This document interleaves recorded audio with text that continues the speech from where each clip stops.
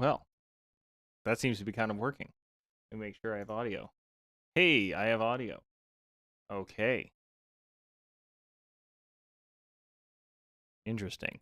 I have no idea how my audio quality is. I'm probably on a slight delay compared to my microphone.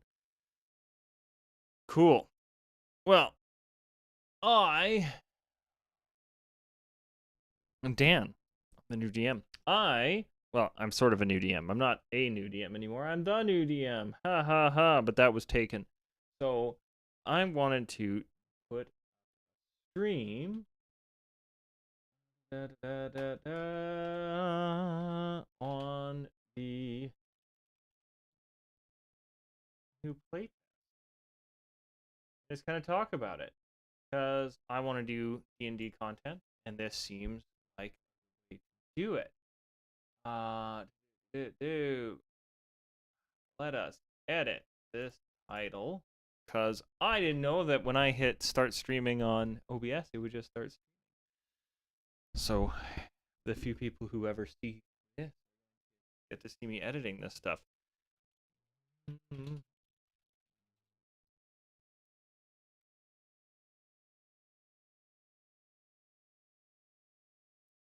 Do 5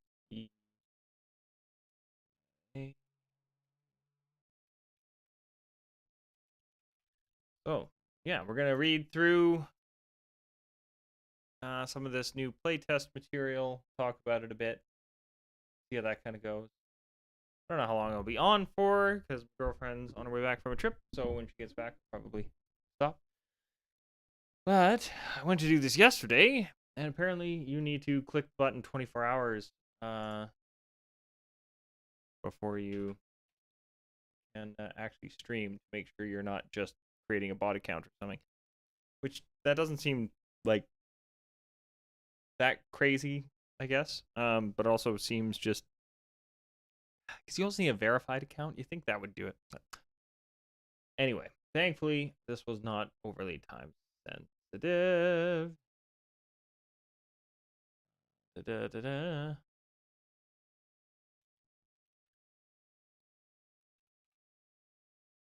Mm-hmm. Mm-hmm.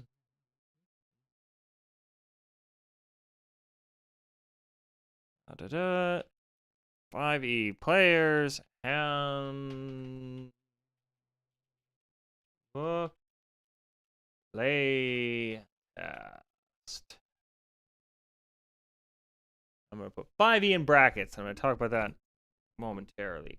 Description, looking over the new Dungeons and Dragons 5e players handbook playtest.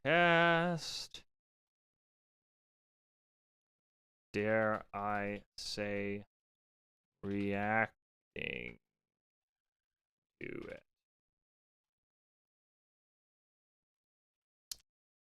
Yeah, that's the thing. Some people hate reaction content. Some people like nothing else. Uh, yeah. Oh, I'm supposed to have two different screens. So I've got this screen, which is how the stream was supposed to start, where I can also make sure I'm in focus. That looks better. And then we've got this, which if I zoom in, will it let? I'm going to shrink myself down just a little bit. Let's break this out. Well, actually, instead of shrinking myself down, let us just do that. And that. Ha! All right. Well, that took a whole 4 minutes. I've also got a beverage. I think you're allowed to drink on YouTube. I've watched beer reviews on this before, so I would assume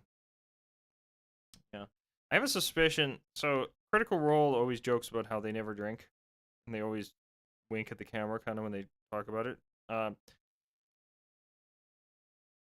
I suspect it has to do with the fact that they're like filming live in a area that their insurance and stuff probably frowns upon it. Uh, just an aside. So this player's handbook. Now, I'm a big fan of 5th edition. I'm gonna assume. I need to double check how's my gate? That could be a problem. I'm gonna go into filters, gate, and I'm gonna turn this way the hell down so that you should always hear me. Because the problem I was having last time I recorded to test this is that I would keep it, yeah. So yeah, I would prefer a. Oh, and actually, I'm gonna add some dry back in and maybe turn this up. Yeah, that way, if something doesn't get picked up, at least it is low in volume. Yeah, if anybody out there is watching this and they're like, oh, you talked a lot about audio stuff there, I have a channel all dedicated to audio stuff. So if you want to hear about that, I have that channel. Plus, I plan on doing a bit of stuff regarding that on here. Anyway, so this is the new playtest for the new 5th edition Player's Handbook. They've kind of moved back on this idea of D&D 1, and now it's all 5e. They're going to run into some problems with that. I'm assuming by the time they release it, it'll be like 5ER for like refresh or reborn or something, or they will do like 5th ed advanced, 5th ed plus, something like that. Because the interesting thing, and this is what I got from hearing about some of the, I think it was Jeremy Crawford was talking about the game design, where everything in this will work in a regular 5th ed game. So if you currently own a module, say Curse of Strahd, that's one of the big ones that always comes to my mind.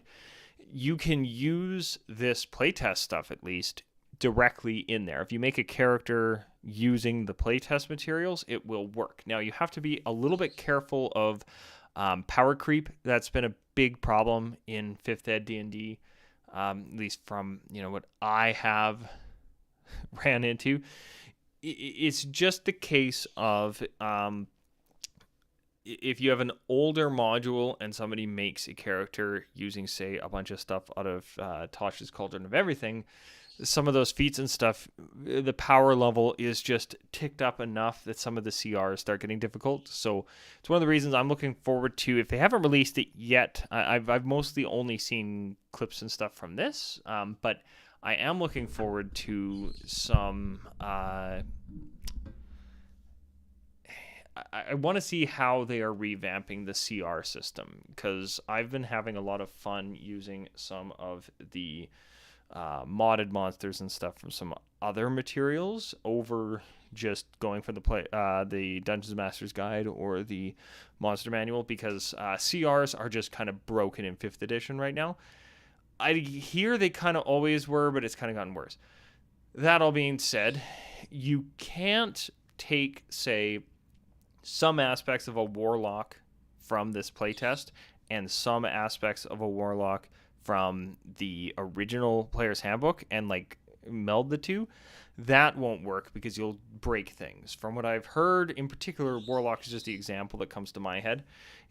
If you make a warlock using the new playtest, it's its own thing. You can't pull class abilities and stuff from the other, or you're going to run into some interesting times. All right. So let's, without further ado, take a bit of a look here. So document released, Unearthed Arcana. Yeah, so they're just getting stuff playtested. And I think that's actually really good that they're doing this type of playtest of some character stuff before putting out the Monster Manual and Dungeon Master Guide stuff. Because if they if they put out the monster manual and stuff first, I mean, having it out first could be nice, but I think this is going to prove a bit more that they're accurate in saying that, yeah, you can play this in standard 5th edition. But yeah, we'll see. Maybe they'll realize partway through the development process that it's just not compatible. But from what I've heard, all of the spells and weapons and all this stuff and rules tend to work the same way. The rules glossary has been updated again and supersedes the glossary and all previous Unearthed Arcana articles in this document. Any underlined items in the body text appears in the glossary. All right, so hopefully they explain any major rules changes as opposed to just class changes, character creation stuff, right? If there's a specific rule change, that could be big, but general consensus is chances are they are just unilaterally going to keep the 5th edition rule set and expand on it, and yeah. So this has 5 classes. I'm kind of reading things a little backwards because I start with that rules note there because I was already talking about rules. Power level, interesting. I'm just bouncing around the page. The character options you read here might be more or less powerful than options in the player handbook. If a design except the power to design level before publication, this means an option could be more or less powerful in the final form. Yeah, that's exactly it. You need to, if you want this to be compatible with 5th edition as was originally written, you can't have the power level be too out of whack. But this is playtest material. And again, I have a strong suspicion, given some of the late additions to the I'm just going to call it 5.0 versus this I'm going to call 5.1. In 5.0, the power levels were creeping up. Everybody kind of knows this, so saying, hey, the power level here may or may not be as big. Yeah. Yeah, feedback. Hopefully they see this. I'm new and I'm small, so they probably won't. To play this material, you can incorporate a campaign or run one or more special playtest sessions for such a... I'm going to murder that bird someday, but I was nice to it and gave it sustenance instead. It did not reward me with silence.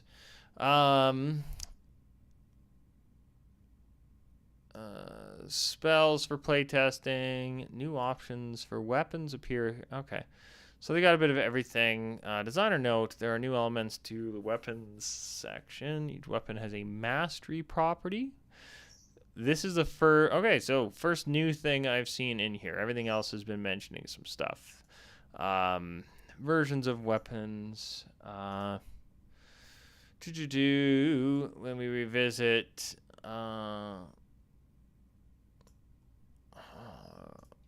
then we'll gain access. Interesting. This weapon has a mastery property. Requires a feature to unlock. The mastery properties are described in this document. Short sword has returned to being a martial weapon. Don't know how I... Well...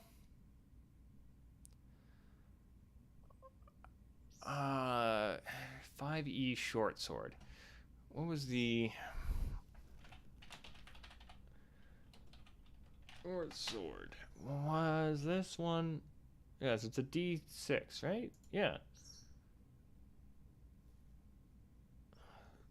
I wonder if it's because it's both have also finesse and light that they are moving it to there. Because a D6 for non-martial... I guess it was probably like the best non-martial choice. I'm going to bring this over here. Items. And apparently my internet runs slower when I am streaming.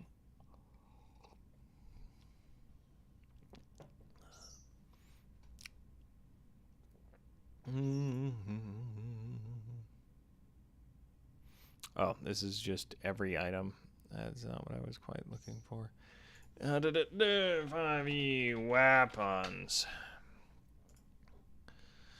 All right, finesse, heavy, blah blah blah blah blah. That some of that stuff might be changing. So this is what stuff is right now. So,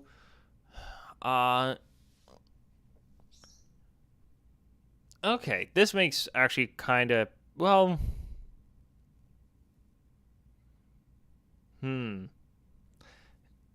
So a short sword is gonna move to martial. Yeah, it must be because it's both light and has finesse.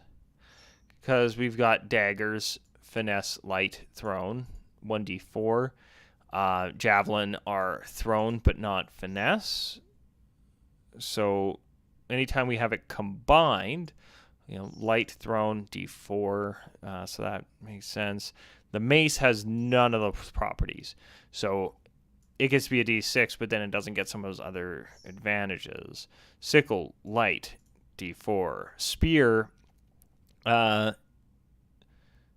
versatile for a d8. No finesse. I'm actually surprised Spear never had finesse. I would think of that as a very... yeah. I don't know. But no, this actually, looking at this, I originally disagreed with that change, but that actually makes a lot of sense. The net, which doesn't deal damage, is now adventuring gear rather than a weapon. Okay, yeah. Trident's damage die is changed from a d6 to a d8. Its versatile die is a d10. Okay, cool. The lance has the heavy and two-handed property rather than the special property, which is put on some attack rolls. Okay. War pick. And that was versatile. Okay. Musket and pistol. Oh, so those are just now in...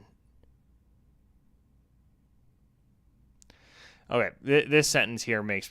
At first, I was like, oh, but what if a DM... Oh, okay. So, musket and pistol being added just straight up to the regular available stuff. That worried me for a moment. Oh, you know what I should do? I'm going to hit... Nobody's watching yet anyway. I'm going to hit start recording so that just in case I can't clip this. So I'm going to start somewhat from the beginning. So if you're watching this on the actual live stream, you're going to hear some stuff twice. So skip ahead, yes. But we're going to be looking at the Player's Handbook Playtest 5. This is an interesting Unearthed Arcana, because this is basically the beginnings of We Swear It's Not D&D 1. I didn't like the name D&D 1. I understood what they were going for. The idea now is they're going to unify all the rules into 5th edition generally as the rule set, and then keep building on it from there. So they're kind of, rather than doing a 6th edition, they're just saying, you know what, the 5th edition rules, we like them, we're sticking with them. Here's the kind of, it's almost like just a revamp. But the problem is the problem is power creep. Technically speaking, anything in this document can be used in a regular 5th ed game right now, and it will probably be okay. As they say here, and as with any Unearthed Arcana, there's a chance that something's going to be overpowered or underpowered. That's just the nature of it. That's what we got. And that's fine.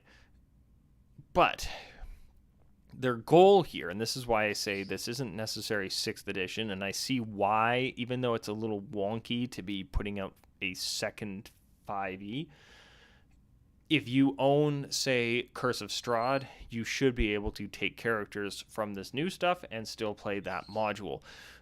They might re-release those updated kind of thing. I could see them double dipping on a few things like that. As we all know, these companies like money, so that is a possibility, but I don't know. I don't know what we'll see happening there. So we'll hopefully be pleasantly surprised with how accurate some of this stuff slots in perfectly works.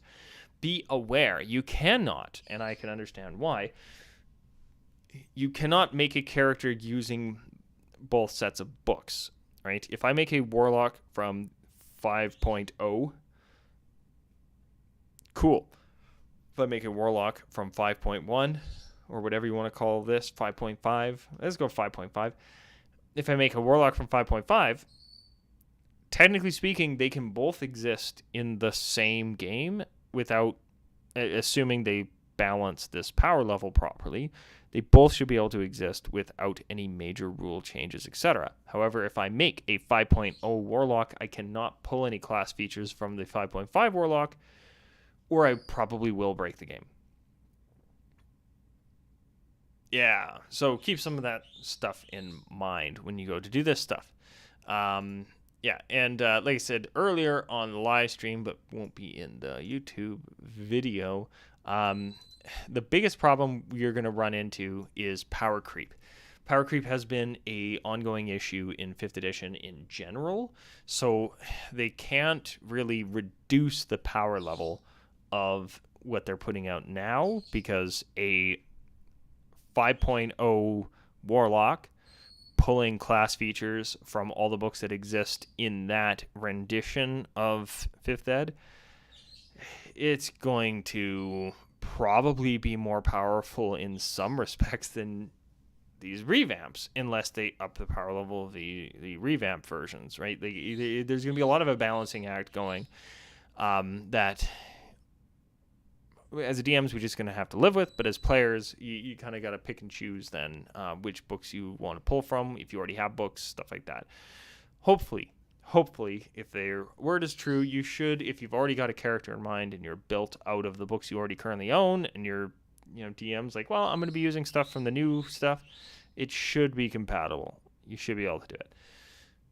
Now, the first thing that I noticed, so they do say here there's going to be some rules changes. That intrigues me, but I don't know how big those are. They have put out 5 of the classes in this with some new boons and feats, some new spells, and then the weapon changes, which is where I left off previously. So the first thing that caught my eye, now this is my first time actually really looking at this document. I saw somebody else look through a bit of stuff, but I haven't really delved into it myself yet. But the first thing that I noticed is, now they are putting on this mastery property that they're going to talk about later, but then I saw short swords have been moved to martial. And at first I was confused by that. And then I opened up this here, and I started to notice something. So that actually kind of makes sense to move short swords. Although, well, they're on return to being. They must have moved it in maybe a different edition, because on at least Roll20 Compendium here, they're listed as martial. But the thing is, when it comes to them, they have some definite advantages in that they have both finesse and light, so that made them superior to a lot of choices on the simple list, right? Why would you ever take, unless you specifically needed bludgeoning for something, why would you take a mace over a short sword? It just never made sense to take a mace over a short sword. The sickles, they're light, but they suck, so why would you take that? Unless your class can't come with a short sword, right? Like, it's like, yeah, no, you don't get one in your starting gear. You wouldn't want to do that. Right? I usually go with quarterstaff personally. 9 times out of 10 I prefer that, so we got our versatile there. For casters and stuff who can only use simple weapons, I'm a big fan of quarterstaffs, but yeah, I guess at some point they must have moved short swords. I did not know that, but it makes sense to have them in martial, because they do offer distinct benefits over a lot of these here. the net, never used one or seen a character use one, but I guess they've moved it into adventuring gear instead of weaponry. Tridents, cool, I guess. D6 to a D8, versatile. Um, I don't know too many players who use them, but upping it to a D8, that might change. Because what do we've got right now? Now that is a martial. So yeah, they were a D6. They could be thrown or used as versatile. I could see not wanting to make them a D8 with the thrown property in there to try and keep them more in line with like a javelin. But yeah, it may put them to a D8. Keep them up with something like a Warhammer. I that happens to be able to be thrown, right? That kind of thing. I dig that. I can live with that. And yeah, that's fine. Lance, has the heavy and two-handed properties rather than special.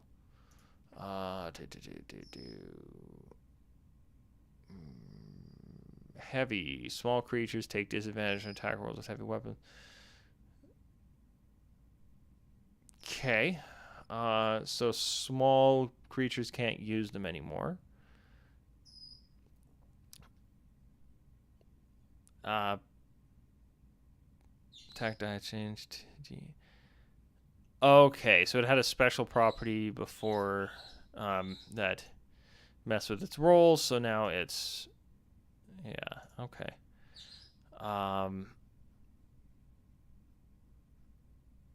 Now, I have a lance on my character. Now,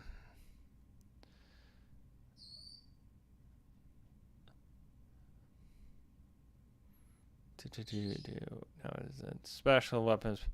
Yeah, because the... wait, it gets disadvantage? Maybe this is something I need to know. I have a lance on my paladin.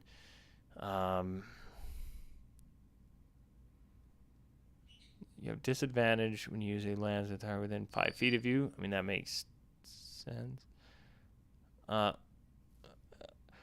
Okay, yeah, okay. So they've changed that so it doesn't get disadvantage within 5 feet, but does less damage overall. That's unfortunate. However, as long as they keep, because the big thing I liked on it is that it was one-handed while mounted. It's the only reason I use mine is I am a dueler or duelist fighting style on my paladin, so I use it when I'm mounted. But that does make sense. I did like this flavor. I don't know why. I don't know. I'm not heartbroken about this change. I think it makes it less unique and useful. But maybe I'm missing something. War pick, versatile, cool. This caught my eye earlier when I was because this was about where I stopped and realized I didn't hit record. They moved muskets and pistols to the standard table. And at first, that seems really out of the blue to just say, hey, firearms are just legal now in the game. But they also say, as always, DM oversees what is available. So if you're a DM and you're making a game that doesn't allow firearms, I could see this creating a bit of contention at a table. If I am making a character and I am told, like, yeah, anything from the player's handbook is fine, because why wouldn't it be? And then I build a character who's relying on firearms, and my DM's like, well, oh no, I didn't put that in my world, right? They're not industrious, like they're not at that level of technology yet in this world. Yeah, having that just available is a problem, but because then all of a sudden you have to tell your players no, and it's always better to be able to tell your players it's better to have your players ask you for something than for you to have to say no. So before, when they were in the Dungeon Master Guide, I could allow it. Firearms exist in, I think, all of the games that I DM, but it's not by default. So having it on as default and then the Dungeon Master has to take it away, kind of, I don't know if I 100% agree to that. I would even like them to maybe add an asterisk of firearms are often not available in fantasy games, so consult your DM before making this choice, right? Of something. But, ink and paper cost money, so I have my doubts. Yeah, although it is nice to just have it available to the players so they don't have to ask me for reference on the damage dice and ranges and stuff like that. Yeah, I'm at odds there. Light property now appears in the weapon property section rather than in the glossary. Okay. Probably a good choice. Thrown property now allows you to draw a weapon at the start of your range attack. That is awesome. I love this change. This change here is actually really good. If I'm remembering my 5e rules correctly, because I've been playing a bit of Pathfinder recently, and it has messed with my player brain.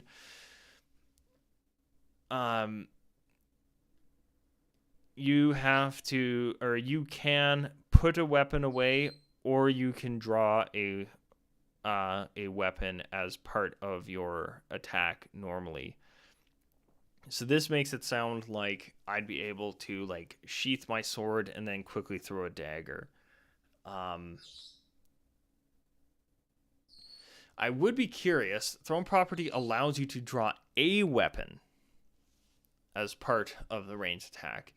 So does that mean if I have a dagger in my hand and I throw it as part of that attack, I can draw my sword? Because that's another way I could read that. Because it doesn't specifically, and specifics matter, all right? This is getting a little semantic, but they really do matter. It's draw a weapon, not the weapon, right? It's not the weapon that you are throwing necessarily. So that could also work really well of I throw this dagger, and because as part of your attack, I think you can usually draw your weapon. It's putting it away and drawing and stuff on the same turn that messes with things.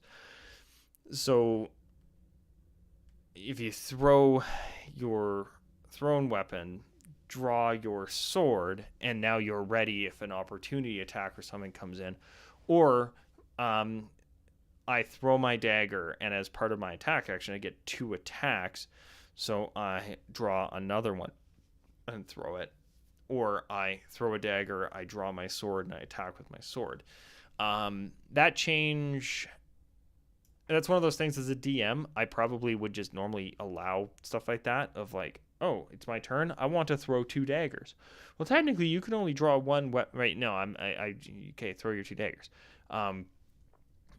So I think this... Yeah, I like this change. I just don't know how much it actually changes. I'd have to go and actually read up on that, because I might just be letting a bunch of things slide in my game. But that's cool because it lines it up kind of with how I would end up playing that. Then we get to the weapons table. Costs that barely ever matter unless it's a thrown weapon. Simple weapons. Yeah, the thrown. That's cool. Having light in the properties in the table, I think, makes things easier to read for that, which is kind of nice because I think it would be a property. I think it mostly affects dual wielding more so than anything else, but I could be wrong if I'm forgetting something random. Range, short bow, 2-handed, yeah, makes sense. Sling. After watching the D&D movie, I kind of want this sling to be usable, because seeing it used in a cool, unique way was actually cool. So I'd like to see that. We'll see. I may start putting more powerful versions of it The trick is that it is one-handed, so you got to keep it balanced with like a short bow that's two-handed. So I could see making maybe a martial version of a sling, but anyway, that's not a change. Like I said, anything that's mentioned up here, they've already explained, which is kind of cool. I might have even gone with the, hey, we're going to underline changes, but them actually spelling them out, I think, makes things a bit less, whereas Waldo. Weapon properties. Light, when you make a attack action on your turn, attack with a light weapon, you can make one extra bonus action attack later on the same turn. That extra attack must be made with a different light weapon. You don't. Yeah, so that's dual wielding. Though, again with thrown now.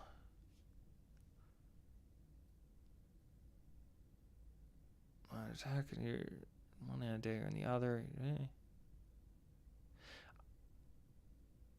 Yeah, I could see if you have a shield, say, and you only have one hand, and you attack with, when you use the attack action on your turn with a light weapon, you can make one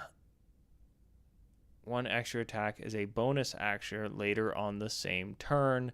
The extra attack must be, and I do love the later on the same turn. So you can like stab something, move, and then stab something. It's not part of the same action. That's kind of nice. But which again, it might have been in the original description.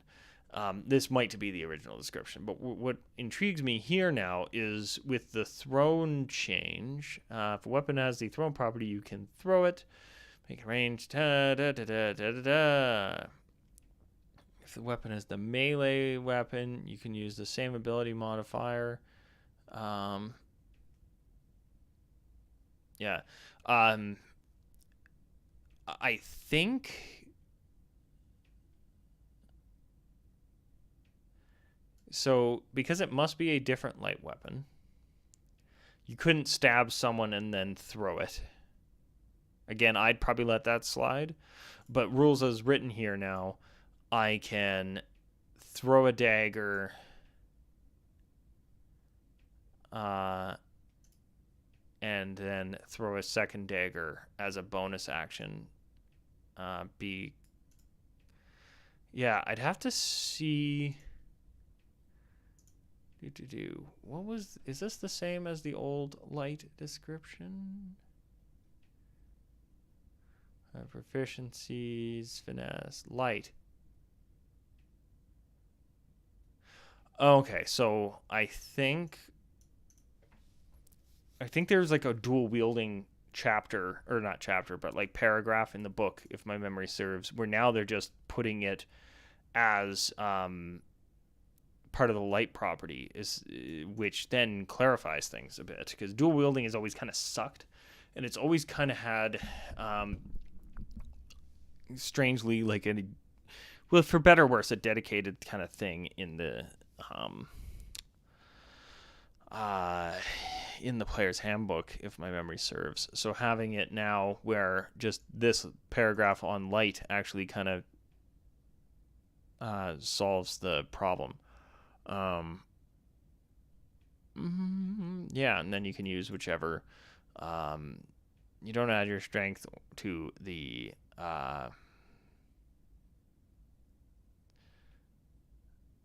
strength or dex to the damage, unless the modifier is negative. I don't know if I've seen that before. I can't remember if that was in the dual wielding or not. Because there's also the other annoyance was that there was a dual wielding fighting style or dual wielder or something, and then there was dual wielding in the this clarifies a lot of things, or not even just clarifies it, but combines a few things together just to make it a bit easier. I like that. Changing this to light rather than here's how to dual wield, I think is actually a really good move. Without having read the player's handbook in a while for dual wielding. So, and then the fact combined with it now that throw, lets you draw the weapon, because I can't. It's been so long since I've actually had to look up the rules of drawing a weapon. But yeah, you would be able to throw. throw a weapon, and then attack. Or in a lot of cases, if you have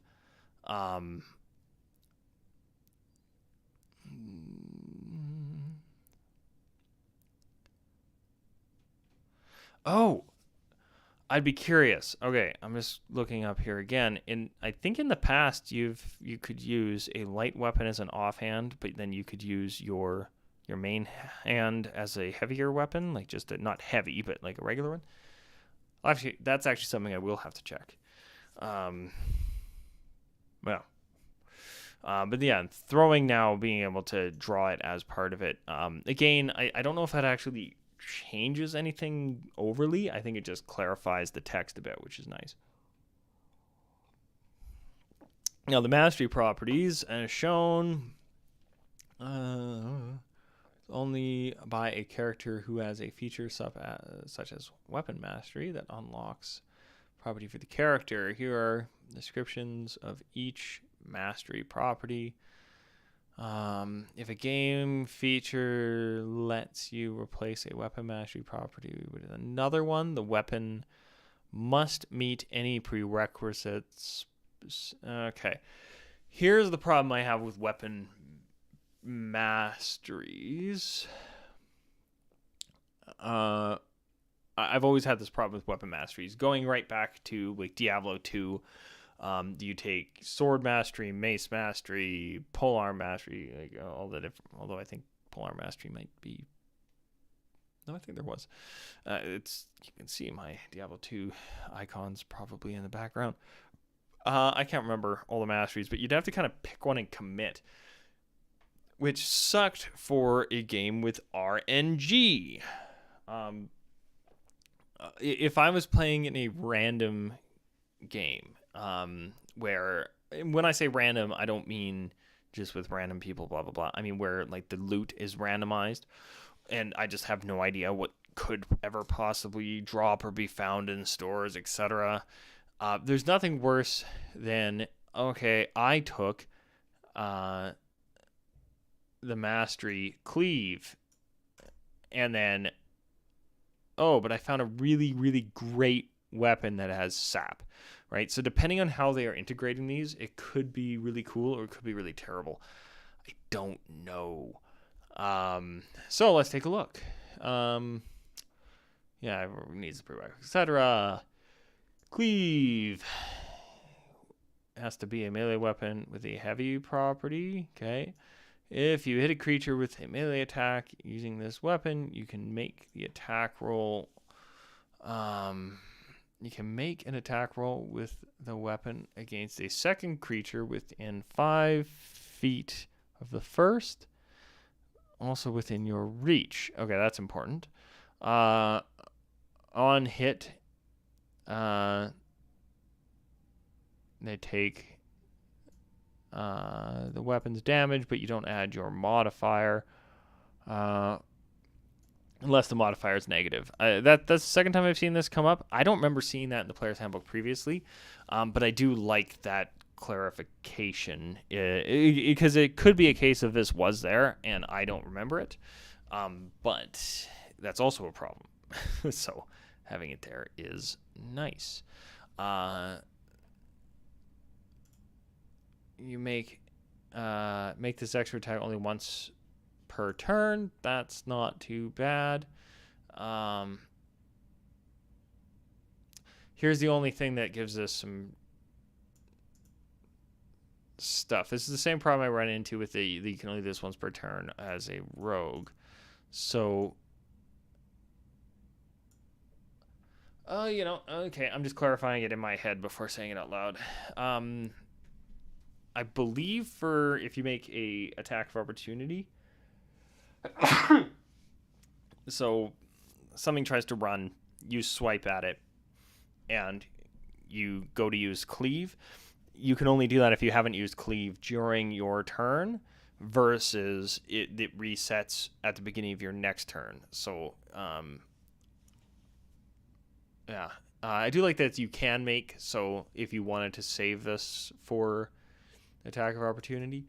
The only thing I'd be curious of is if I have, and they might clarify this later on, let's say I am a, yeah, because it doesn't say as part of your attack action is the thing. That is, yeah. And here's why that's important. If I have Sentinel, have I now dropped 2 creatures' speed to 0 if I hit? That's what I want to know. Because that could make it could be a broken, we did not intend for that interaction, and that this was supposed to be used as part of your intentional action, in which case they should say similar to light when you take the attack action, right? This doesn't say when you take the attack action. So this could be an attack of opportunity or a bonus attack of some kind. Yeah. So that's something interesting. Or, I mean, it could also mean that the Sentinel feat might be going away if they don't feel the need to mention that.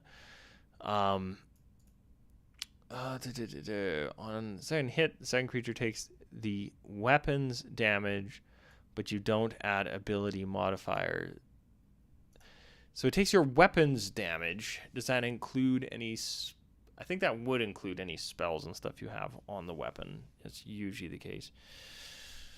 All right, so flex requires versatile. So does that mean just every weapon that has versatile has flex? Versatile, flex.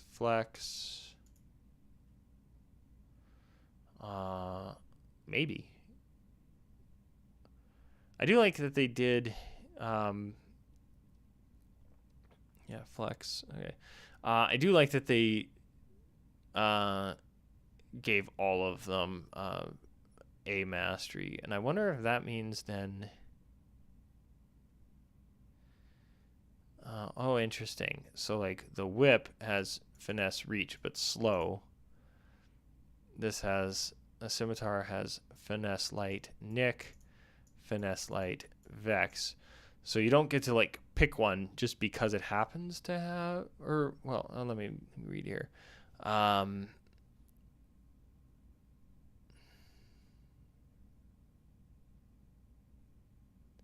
Each weapon now has a mastery property, as shown in the table. That property is usable if a character who has a feature such as weapon mastery that unlocks the property for the character. So, I wonder... okay, maybe I misunderstood this. Maybe it is you get weapon mastery, and then you unlock the mastery for whatever weapon you're wielding. The game feature lets you replace a weapon's mastery property with another. Okay, so if you get a... so, for example, where were those two? Short sword and scimitar, right? Both finesse light. One is nick, one is vex. You might have a feature that lets you swap those around. So now you have a scimitar that has vex or a short sword that has nick. But it has to have the prerequisite. Okay, I think that's how I'm starting to understand things a little more. It would be... I think I need to find the actual weapon mastery feature or feat to know exactly. Again, I'm really hoping it's not weapon mastery slow, so that now I can use that, but only when I'm using weapons that happen to have slow. But we'll see. Flex, when you hit with a melee weapon using this weapon, you deal its versatile damage even if you're wielding it in one hand. That is really cool. Yeah. I wonder if that is why... oh no, because the lance isn't versatile. You can just hold it in one hand. Okay. And it was a little overpowered at a D12, I'll be honest. That's why I went for it. All right. Graze. Melee weapon. So it has to be a melee weapon with a heavy property. So that's good to know. All right. If you attack Your attack roll with this weapon misses a creature. You can deal damage to that creature equal to the ability modifier that you used to me. Oh, okay.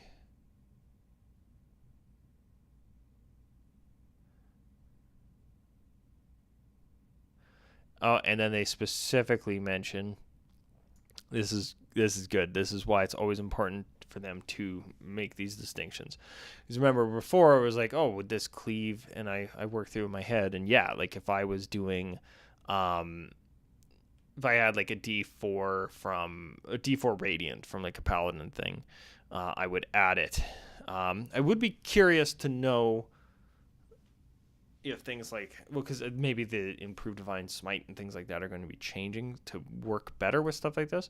But I know when I make a smite, it would be targeted at one of the creatures. But would improved divine smite hit both?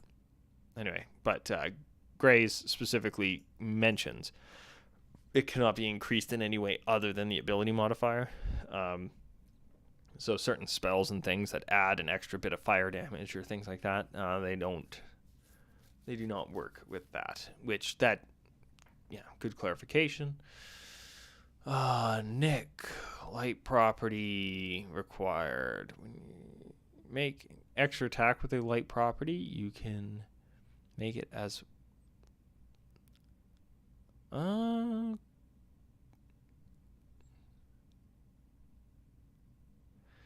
can still make this. Okay, so this is cool. This starts to make dual wielding better. Because one of the problems with dual wielding is you use your attack action, you hit with your main weapon, use your bonus action, you hit with your offhand, and now you've used your action and your bonus action. In this case, if you have the weapon mastery, you can make an attack with your main hand, make an attack with your offhand, and that is part of your attack still. You have not used your bonus action.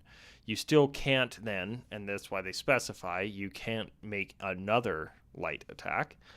But that does, like for rogues, this can be really good, especially for thrown rogue stuff. Or just in general, actually. Because rogues need their bonus action a lot, right? It's not even a case of, yeah, this is really good. That is a great change or addition. I guess it's not even a change. I'm hoping this means that these weapon mastery things are available to most martial classes, similar to fighting styles. That's my hope. I haven't made it to the classes yet, so we shall see. And I've only seen, I think I watched somebody go through Warlock. So that's been my only basis for knowing what the heck's going on here. But I like it. I think that's really good. The other thing I'd be curious about, this is my speculation, because again, I haven't read further than this, so maybe I'll be wrong and somebody will correct me, or I will correct myself when I get there. These strike me as getting rid of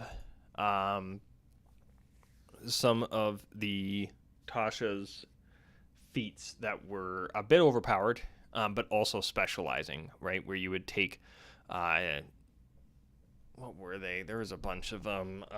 Tasha's feats. Oh, 15 feats. Thanks, Screen Rant.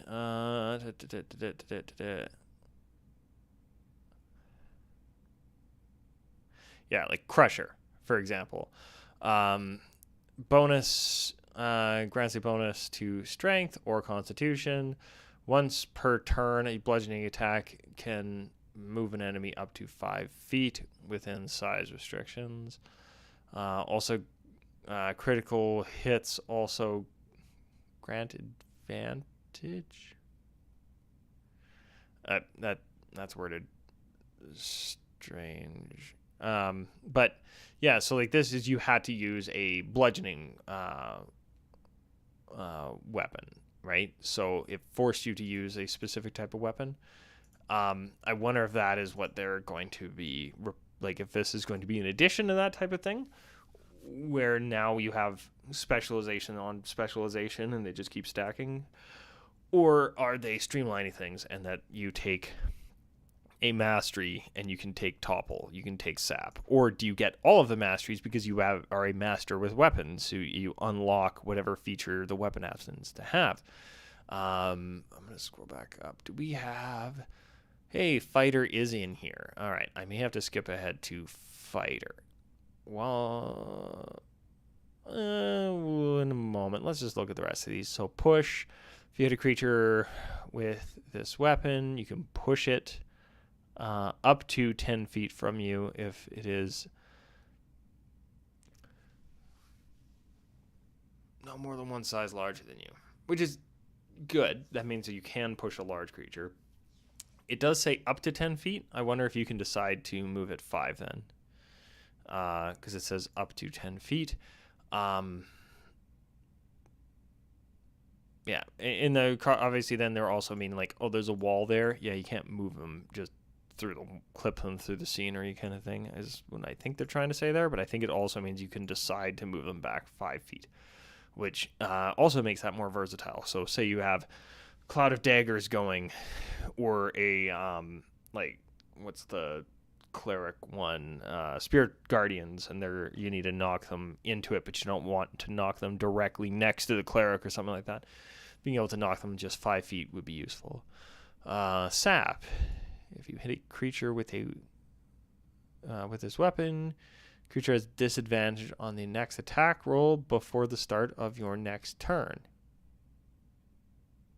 Cool. Okay. Overall, good. I think some of the other ones might be more useful, but at the same time, for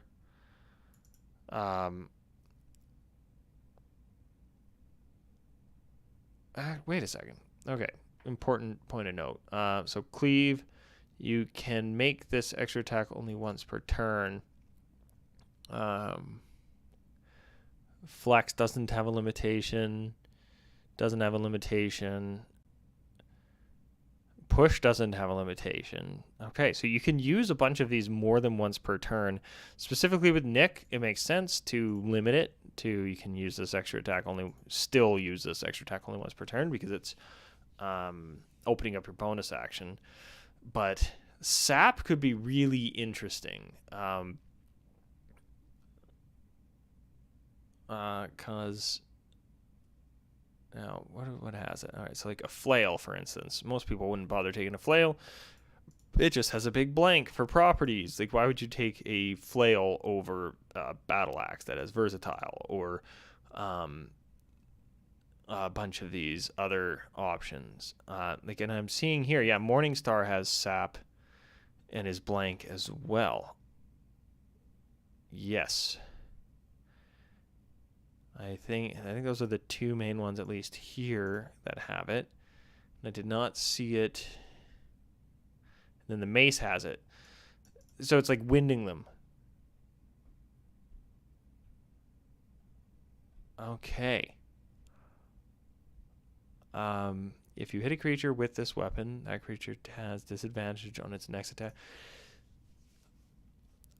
Yeah, I could see a fighter doing like 3 attacks against 3 enemies to give them all disadvantage on their next attack,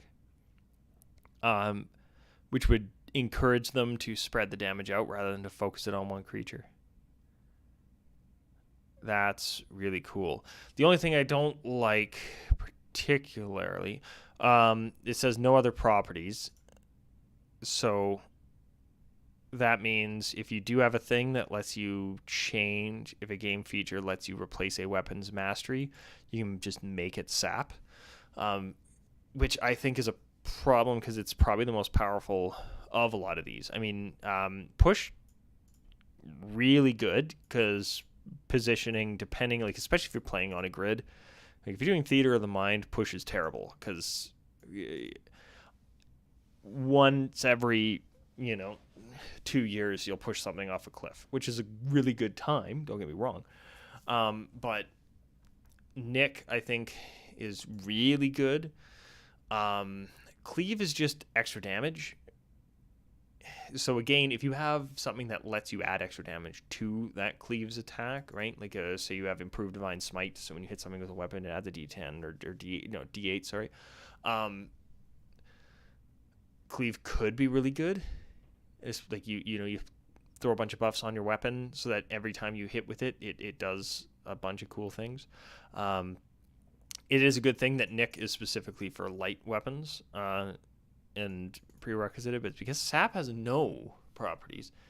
That means, generally speaking, if you want to use sap, which I think could be, especially in terms of like a debuff situation, yeah, like Morningstar, Flail, this kind of stuff.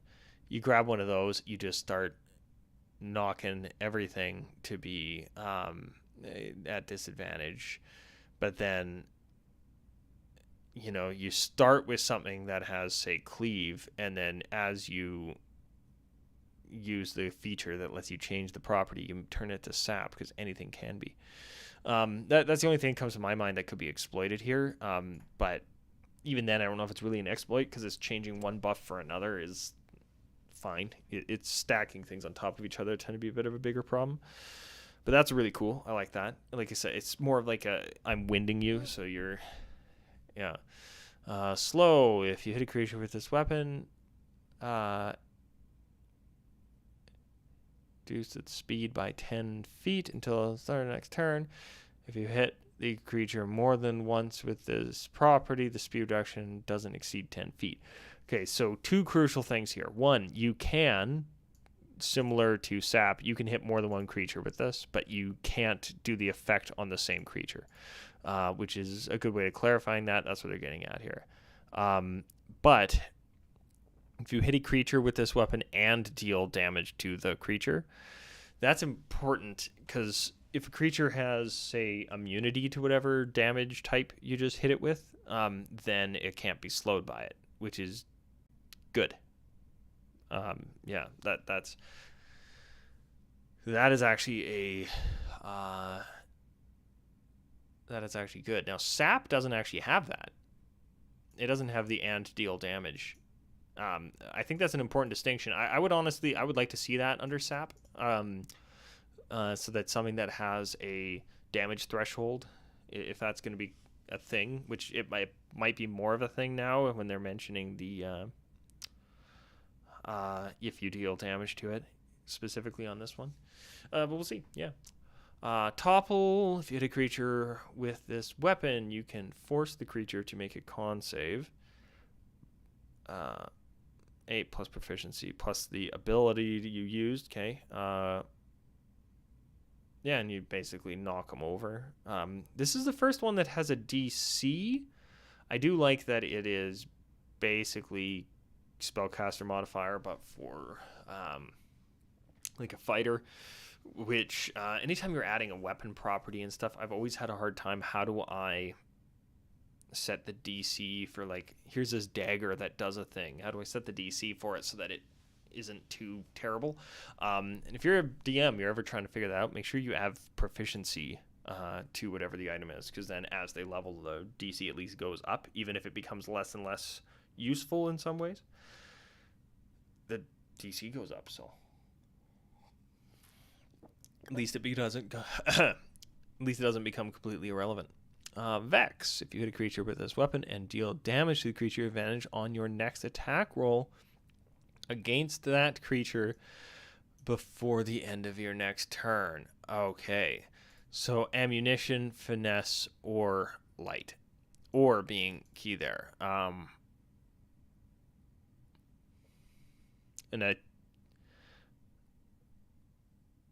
So it has to have one. I'm assuming that means it has to have one of the three. Ugh, English.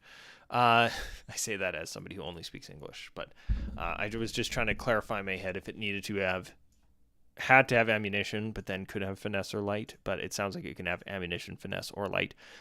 This, again, as long as they're not restructuring the rogue too much, this is insanely good.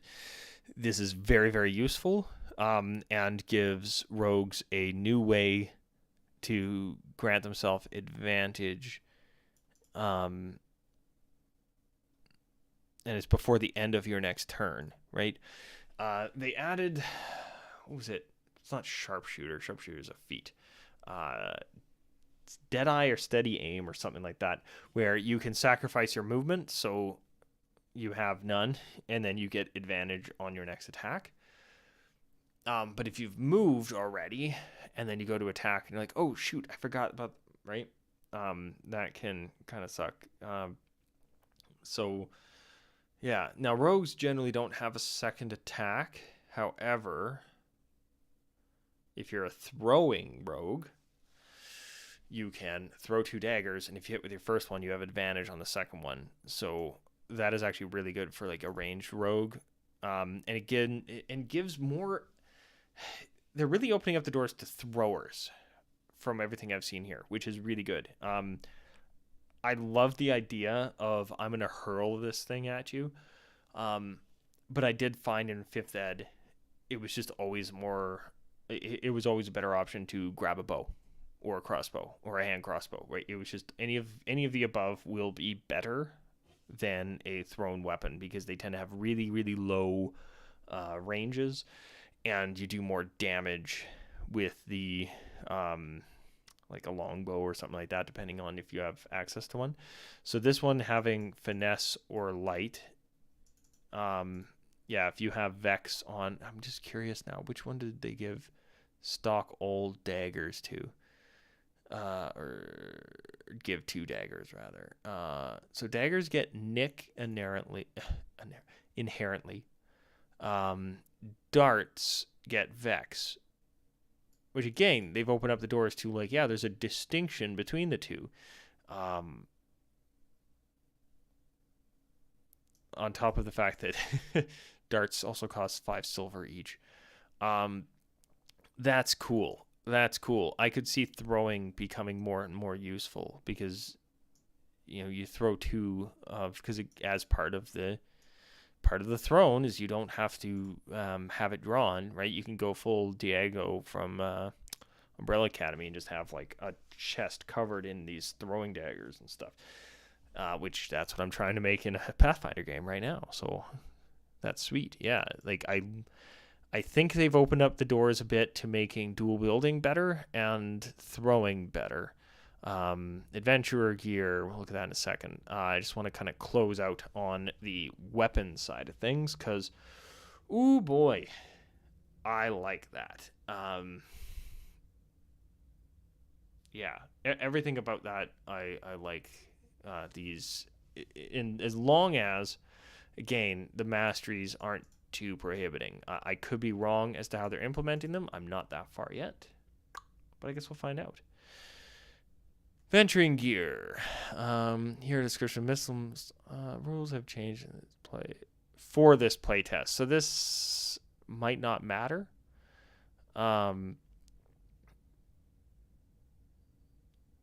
Yeah. So nets change when you attack, action, throw. Fails the target is restrained. Escape to escape target.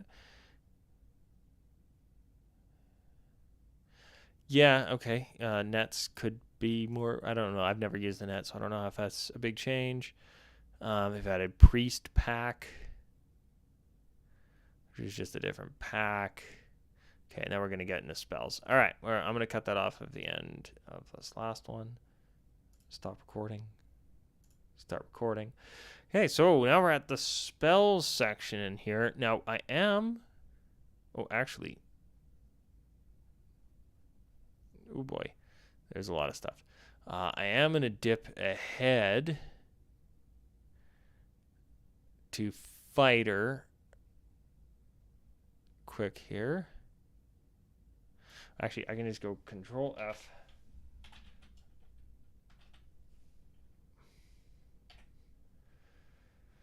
Mastery. Mastery, mastery, mastery, mastery, mastery, mastery, mastery, mastery. Okay, where am I now? Feat. Mastery property. You train with weapons to allow you to use the mastery property of one kind of simple or martial weapon of your choice, provided your proficiency. Whenever you finish a long rest, you can change the kind of weapon you chose to another eligible kind. Okay. That instantly. Yeah.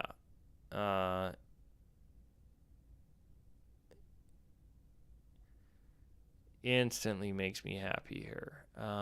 Weapon master. Prerequisites, 4th plus level. Yeah, so this is are these, am I in the feat section? Yes. Okay, so there's a feat that just lets you do it. That's good. Barbarian has 2 weapon masteries to start. And then that grows. Okay.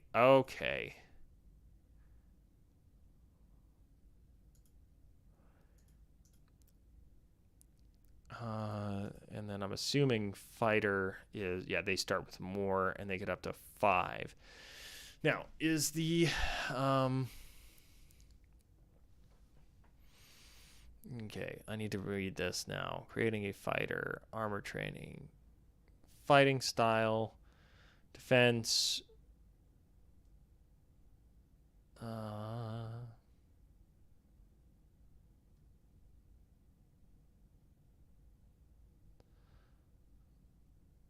or you gain fight. So there's a fighting style feat. Oh, I'll get into this when I'm looking at them. First level weapon. You train with the weapons. Allow you to use the mastery property of 3 kinds of simple or martial weapons.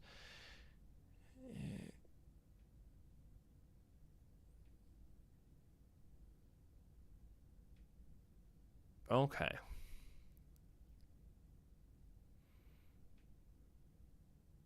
Okay. All right. This clarifies this a bit. I only have one question, and they might answer this somewhere. I'm sure it will be a bit more clear. The problem I'm having is the type of weapon they're mentioning. So it's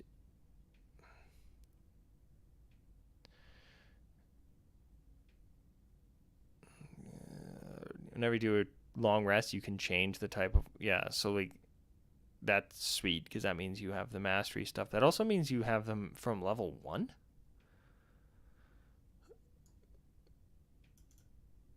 That's awesome. I'm assuming. So here's why I'm confuddled right now.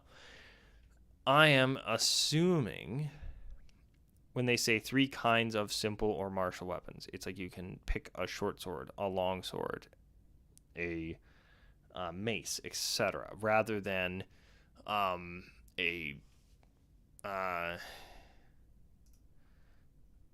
heavy weapon, a light weapon, a reach weapon, right? That kind of thing. Like as you specifically pick a type of weapon, like a hand axe. So I think that means that we will have to, as DMs, if we're making a magic item, we have to pick a base item, right? Like it's not just this whatever you name the axe that you create. You have to say it is a great axe. That is a martial melee weapon, etc. Because usually you have to distinguish.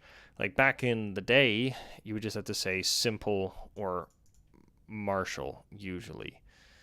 Well, no, because it's proficient. I'd actually have to double check this. Again, I'm getting my Pathfinder and my 5e rules mixed up a bit because that is how I live my life. But so because you can change it on a long rest, which tells me that is so you can't just pick up a weapon and instantly have all of the features on it. You have to make sure like you find yourself a long sword or you're proficient in them, but you're not a master with them at the moment. Take some time to get the feel for them, etc. That's so that if you find a weapon, you can't just automatically use all of its features if you haven't been using it. But The fact that it looks like most martial classes, because we've seen barbarian and fighter so far on my searches. Now is this fighter still? Is that where I'm at? Yeah, 2 extra attacks and all that stuff. Yeah, this is still fighter. Mastery. Choose one kind of property.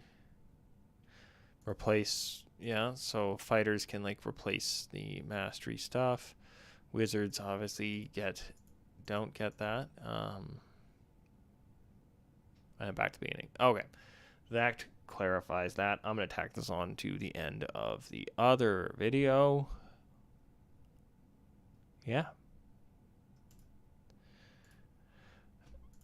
Alright, so just finished up weapons and whatnot.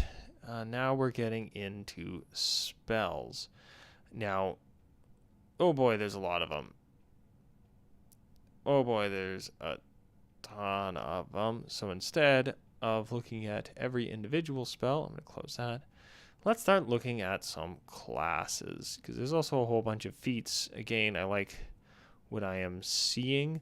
I'm just going to quickly talk about feats here for a second. Yeah,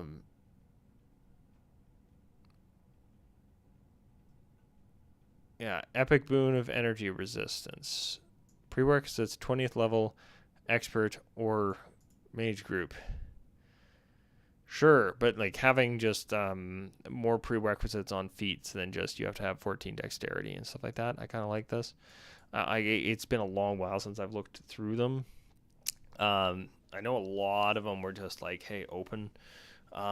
Epic Boon feats. I see. There's a bit of a difference here. Let's start this over. Stop. Okay, we're back into the book here.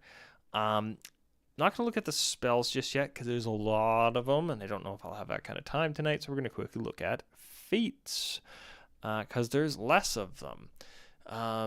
Now, I think they've added more prerequisites than they used to have, but I'm not 100% sure because I think they've kind of similar to what I think they did with Pathfinder 2E, but don't quote me because I haven't played that version yet. I've mostly been playing the first one. In second edition, they had a lot of feats and stuff that would let you semi-multi-class. So seeing that there's some extra feats and stuff thrown in here, I wonder if that's kind of what they're going for. Yeah, this feat is way easier to get if you're already a super powerful mage, but if you want like to add a little bit to your fighter or something, like take this. I don't know. I guess we'll find out. But prerequisites, benefit, repeatable. A feat can be taken only once unless it contains a section allowing it to be taken more than once. Yeah, so yeah, that's important because taking some feats more than once would break things. Feat descriptions. Epic Boon feats. Oh yeah, bonus feat at 20th level.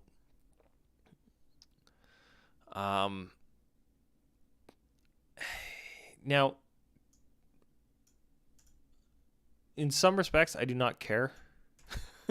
I've never really cared about 20th level stuff. It's always fun to look at them and dream, but I've never personally played a character all the way to 20th level. Yeah, like I've been playing for quite a few years, both as a DM and as a player, and yeah, 20th level is a bit of a pipe dream. However, some have speculated that this version of 5th Ed might have a bit more high-level play to it to possibly encourage that, and I could see some players, like more veteran players, like starting campaigns at level 12 if they have the desire to work their way up to level 20 and the DM having the tools they need to actually properly DM a game of 20th level D&D because it gets silly at that level. So maybe those will be good. But yeah, so it's a bonus feat. I'm sorry, game. Um,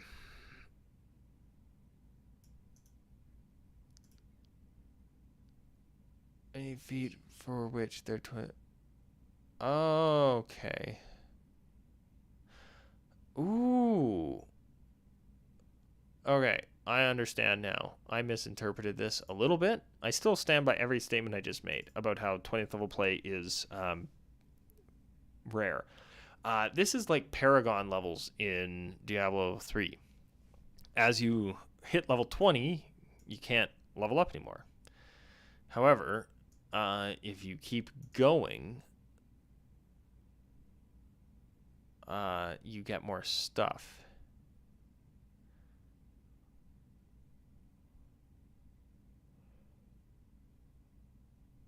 I think. Wait, what the? This approach, each character gains 1 feat of their choice for every 30,000 XP the character earns above. Yeah, yeah, so they get more. Okay, I was just making sure that. But yeah, that's what this is sounding like, is additional play after 20th level. I don't mind this. Here's what I would like to see. Something like this. And I think a third party could easily develop this. Give us something like this for level 12 characters or level like 10 characters or something. Where we have a character, like we can hit kind of a level cap that the DM kind of decides ahead of time and then still progress. I think that could be really useful. Just because, again, I don't think 20th level play is going to be coming up too often. Because anything above, like from my experience, anything above about level 12 starts to get a bit crazy, especially for time constraints on combat. So I don't know. I like this idea though of again, I think stuff above level 20, unless they do some serious revamping or start putting out some high level content, which maybe this is the sign they're going to. I think this is a little bit of a wasted, really good idea. So hopefully they find a way to not make it go to waste. Here are a description of some feats that are available of characters using the playtest. And we also previous installments 22 20. Okay, so yeah, there's this is where we start to get into compatibility, and I'm glad they mentioned this. They are saying you shouldn't take feats from previous books if you're doing the playtest, which is important. That's actually a really big thing. Because that's where I'm getting the idea that they might be getting rid of some of those previous feats that and replacing them with this weapon mastery. Now that I've read what the weapon mastery does, which if you saw the previous video, hopefully you watched all the way to the end, because that's where I figured out what they do. Yeah, I think this could really work, because then we rely less on feats for doing really cool stuff. It's just something inherent to our characters. On top of that, some DMs don't allow feats, and having cool stuff you can do with the weapon mastery and stuff, I think opens up the doors a bit, because if somebody makes a human fighter and you say they can't use feats, that sucks. So having more stuff available without taking feats is really good, but also adding more feats to the game. They've got some epic boon feats, requires 20th level expert or group mage, or mage group. I don't know what that means. The ores are what intrigue me here, though. So you can be an expert at something, but not level 20 to get the epic boon. Possibly. Maximum 30 on these. So again, I think that's almost useless to mention currently, but is really good to know. This tells me more that they're aiming for high level play, because most of the old feats would say max level or max increase of 20, and that was because that was kind of where things would cap out. But yeah, this could I could see this for like a group that is technically level 20, but they're approaching like level 25 in something, and they, in terms of like they've gained like 5 of these like Paragon level kind of things, and now they get ridiculous cool stuff like immediately after you take the attack action or the magic action. I've heard about this. You can teleport up to 30 feet, and that's just innate. Yeah, I'm really glad they made this take a lot of stuff. Like I said, I'm intrigued by the ore. So getting this at level like 25, right? So you can increase your spellcasting modifier or whatever beyond the normal realms of what they can go in the base game. Is sweet and all, and like this stuff is like really really big, but is this expert thing and mage group? I might have to do a keyword search for that. Because I think mage group is going to be easier to find. No, it's found 3 times. So in this article, I don't know what that actually means in terms of a prerequisite. If a prerequisite is a level, your character must be a level prerequisite class or a class group. Oh, so maybe you can take this if your class is from the mage group.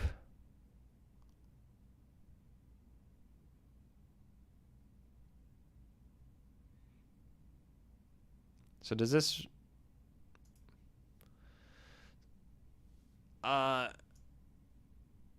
So... Okay.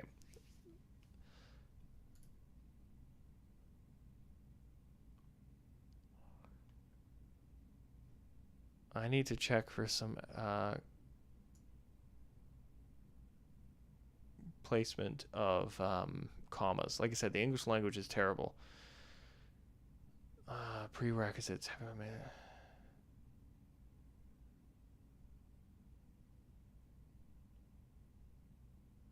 Yeah, so for example here, heavy, two-handed weapon, or versatile. That tells me this, this, or this. This mage group thing, where did it go? Is it going to make me control F? It might. Because now we're into spells and stuff.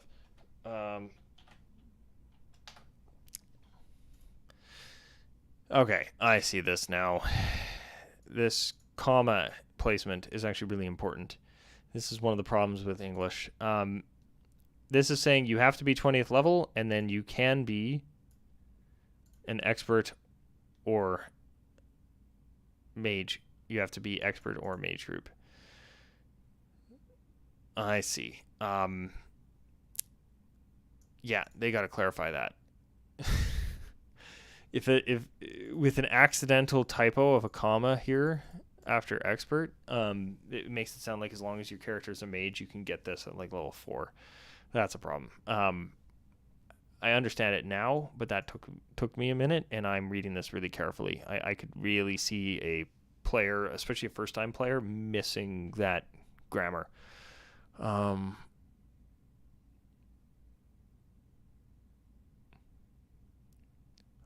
Yeah, because this doesn't specify. It's not saying. Yeah, so if a prerequisite is a level, you must meet or exceed it. Easy enough.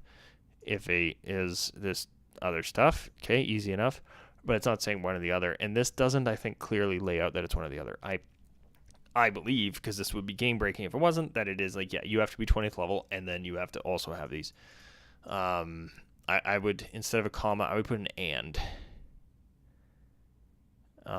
But that's me. So that's my feedback, Wizard of the Coast. Have you ever happened to see this? Okay, with these being level 20 stuff, I'm not as intrigued by them at the moment. Level 20, level 20. Level 20. Weapon Master. Prerequisite 4th level plus. I don't... All right, that tells me they are keeping the variant human. Because I believe almost every class gets their first feat option at level 4. So this is saying, no, you can't take this feat at level 1, even if you're a variant human. Which I don't think would break the game, depending on how powerful it is. And it's only 1 mastery. I don't think this is necessary. I think it's fine. Yeah. All right. Well, that was a much quicker coverage of feats than I anticipated. Oh boy. I had it in my head that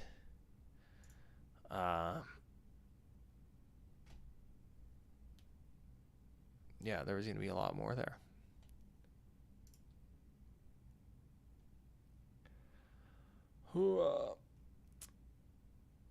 Well, that's cool. All right. If that's the case, let us stop recording, and maybe I will look at spells and stuff, because I don't really feel like looking at a bunch of level 20 capstone features. Like I said, I think the level 20 stuff, this is indicating to me a good sign. They are planning on supporting higher level play better. That's good. I dig that. These may end up just being DM tools for creating crazy, you're fighting a 20th level wizard because you guys are like level 15 or whatever, or something like that. But because I don't know too many 20 level groups, let alone playing any. So, but I could be wrong. Maybe there are a bunch out there and I'm just unaware of them. All right, I'm gonna use the washroom.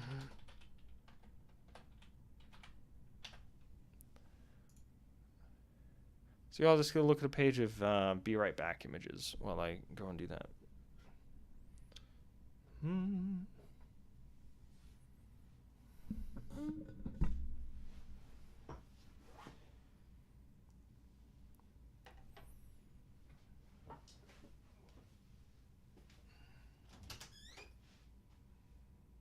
See the hole in the back of my pajama.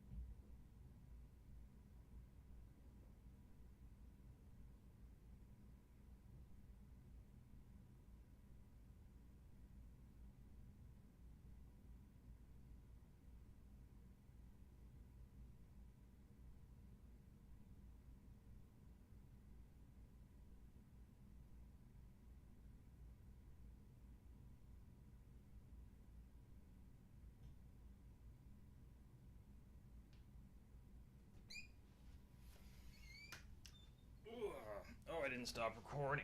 Streaming is fine, but why didn't I stop the recording?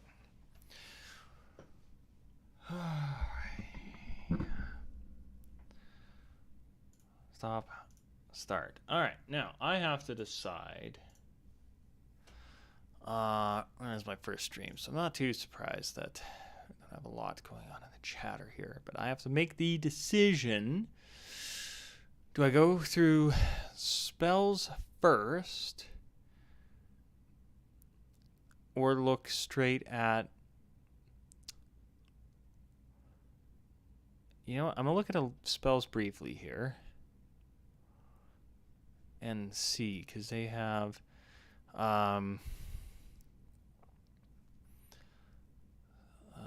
This section presents new or revised spells for the playtest. It also includes the arcane spell list.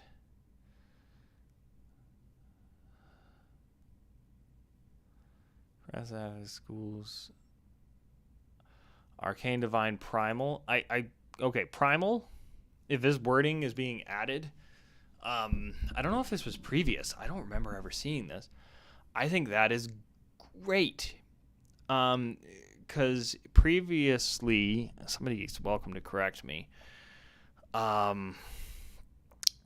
Druid spells were usually either arcane or divine. I will be curious to see if spells are shared between, say, druid and wizard, if the wizard casts them differently than the druid. But yeah, this primal idea, I think, is a really good distinction. I don't know if that was the case in... yeah. Some spells are instead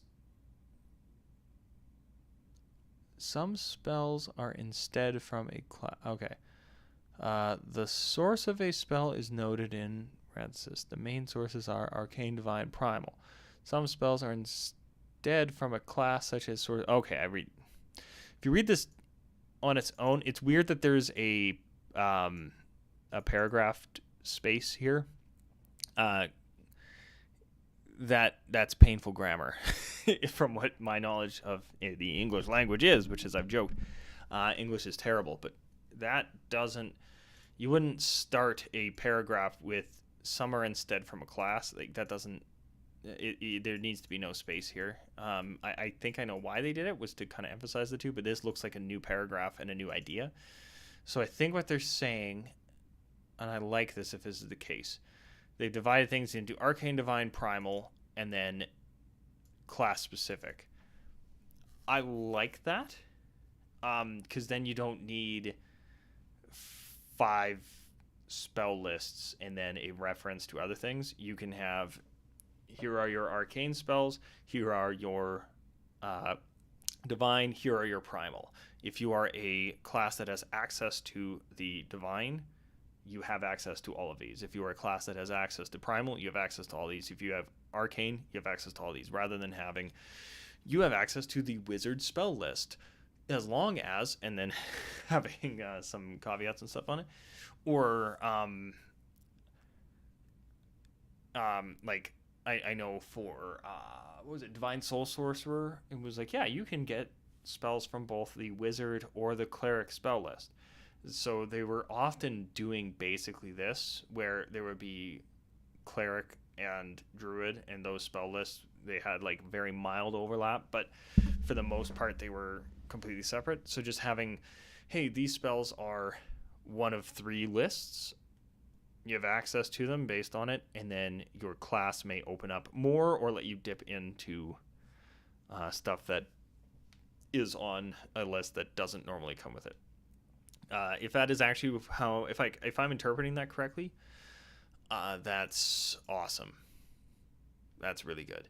I have a suspicion the reason they included the arcane list and not the others this time around is we have sorcerer, warlock, and wizard in the playtest, so they don't need to include the divine and the primal, because I'm guessing divine is going to be your paladin cleric spell list, and then primal your druid ranger, which then, yeah, like I like this idea. I think this is going to clean things up quite a bit in terms of organization of the book.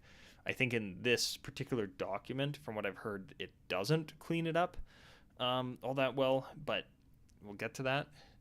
But I do like this idea of, let's have 3 main spell lists, and then here are spells specifically for specific classes. That's great. Arcane spell draws, multiverse, sorcerers, wizards, and warlocks, not in that order, are among those who harness this. Arcane spells, these provide the spell level name, School of Magic. Also indicates whether it has a ritual tag. Okay, so yeah, and then it has the whole list. Yeah, again, I like this idea. I think this will clean up a lot of what do I have available to me, because that has always been a... I'm sure another game has made this work better, but I know in 5th ed it was always just okay. Pathfinder 1's was a very similar mess. So there's probably been a few RPGs that have fixed this issue, but this is, I think this is a really good solution for clearing some of this up. So good on them. I think that's one of the best changes I've seen so far. But again, this is why this stuff is not compatible with, like you can't make a OG 5th ed cleric and then just use this stuff's when this stuff's officially released. It probably won't be able to pick and choose from both books. You got to pick from one. I would be curious. This will be where things get a little wonky and interesting. I'm going to assume if you make a original 5th ed wizard, follows all the rules of the 5th ed wizard rather than the 5.5 or however they end up distinguishing the two, or if they don't, like I said, that will cause even more problems, so I hope they do. And you take a spell that was revised in this edition, do you get, or do you have to use the new version, or do you have to use the old version? Because yeah, the class feature stuff and what spells you have available, that will be dictated by which path you choose when you first create the character. But for example, Dancing Lights here has the asterisk that says that it has changed. Does that mean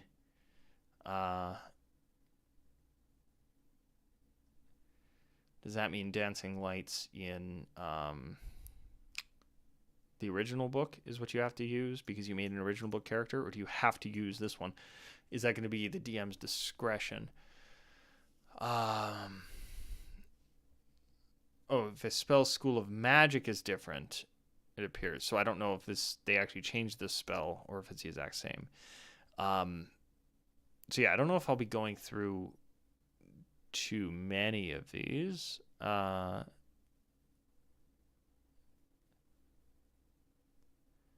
Yeah, so this is exactly what I mean here, though. This is really good. I like this. The Bard spells would have ended up on the Arcane list because they're an Arcane caster, but Vicious Mockery and Dissonant Whispers aren't considered a wizard spell. So they're going to be a Bard-specific spell. Unless, like, a wizard has something. I haven't got to wizard yet where they can, like, pull from a different class's spell list. That is a possibility. Yeah, I like these general changes. I haven't looked at any of the spells yet. There's a crap ton of them in here.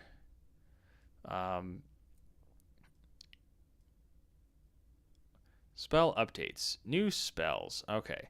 So, yeah, I don't have to look through this whole list. This is I have to keep reminding myself that this isn't just a list of changes. This is playtest material. So they had to include the entire Arcane spell list so that if somebody makes a wizard, they're not going back and forth between multiple resources that may or may not work, and cause their own types of confusion. So we have new spells, 11 new spells here, each one connected to different features. Okay, so the new spells they have are the class features. I've heard about this. This might be why I need to look at the classes before I bother with the spells. Chaos Bolt. The spell has been moved from.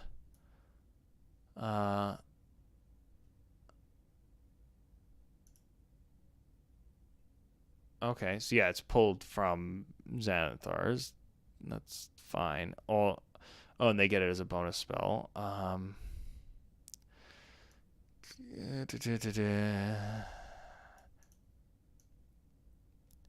This is.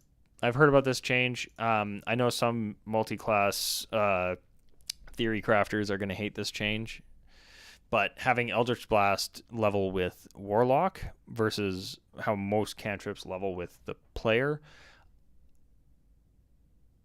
it sucks a little bit for very specific crazy builds and things like that, but generally I think it's fine. Yeah, it's going to more so though make Eldritch Blast the spell to have as a Warlock. So we'll see how that goes. Hex, the spell can deal its extra damage only once per turn, and all Warlocks get it as a bonus spell. This was a fairly controversial, like, did they nerf Hex? Yes and no from what I've heard, but I think what I've heard tell is that Hex is going to end up being a more centric, like class-centric spell for Warlocks, but can be used by some other classes. Yeah, I don't really want to look through every spell for the new spells, because there's 11 of them, and each are connected to a class feature. So I think rather than looking at them now, I'm going to look at the individual classes. So that's going to be up next. But like I said, I am really liking this idea of we're going to have 3 spell lists from Arcane, Divine, and Primal. Awesome. And then individual spell lists for the specific classes. I think that really simplifies some of the deep diving and stuff you've got to do in some of these books. So good job, whoever thought of that. In particular, like the primal, I've always looked in my head for a way to describe kind of the third branch of magic in 5th ed. I don't know if it was described as primal, and I just always missed it, but I really like that. And yeah, hopefully these new spells are rad, but we're going to look at them when we look at the classes. Where is my OBS? I'm going to hit stop recording on there, and we're going to go and we're going to start looking at some classes. So if you're catching this live, you'll see this all in one go, but if not, catch the next video. For some class.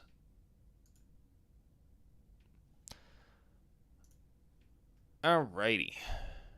Well, I feel like a real streamer. We took a look at, in the previous segments / videos here, just kind of the introduction and some of the weapon stuff. Then we looked at some of the weapon property things. I got really confused as to how the weapon mastery properties worked, and thankfully I found out they are way more lenient in terms of switching things out than I thought they were, which is good. We looked a little bit at feats. They're mostly adding level 20 feats and stuff, but it does seem to me like they are going to be doing away with some and adding others. So a lot of the things that feats used to do potentially to make melee characters and martial characters more interesting are now built into the masteries, which are, again, easy to swap out, but not innate, where just if you're a fighter, you just have every mastery available. You have to, semi-attune, for lack of a better way of putting it. Yeah, so let's look at classes. So we're going to start with the Barbarian. Class group, Warrior, primary ability, Strength. I wonder if that means it's an interesting way of wording that. I wonder if they are going to excuse me. I wonder if that is just a reference to like, hey, you should be paying attention to strength if you're building this character, or if they're going to be saying primary ability a lot. This also class group warrior. Looking back at the feats, particularly these epic boon feats, where they have expert or mage group on some of these, expert or warrior group. There must be a feat expert that lets you, like, you have to take it, but then it lets you dip into these, because I haven't seen anything but expert. Anyway, unless that ends up being a feature of some class or something like that lets them dip into other epic boon. But this explains this group thing, which I think this is good, because like every now and then you'll see reference to like martial classes and things like that, and things like caster, half caster, tank, DPS, like all this kind of stuff, putting them as like group warrior, group mage. It's going to help us classify things a little bit easier in terms of branches out from a specific group, knowing their intent. So this could be really cool. Barbarians, now some barbarian. So is this just the description? Yeah, which if you feel like it, you can compare this to the original thing. They're talking about the rage stuff, and yeah. But updates. This is what matters right now.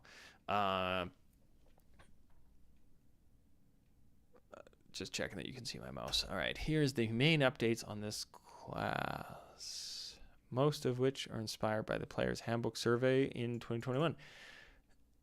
Interesting. Rage can now be extended with a bonus action each round.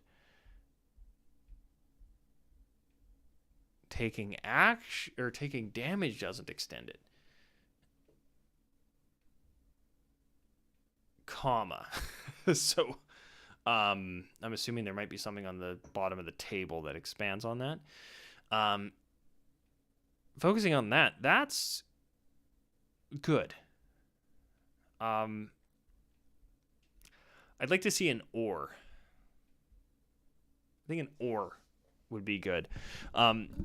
Just like, okay, I took damage, so now I have my bonus action this turn. Oh, I didn't take damage? Okay, I have to use my bonus action this turn. I could see an or being preferable there, unless there is a reason to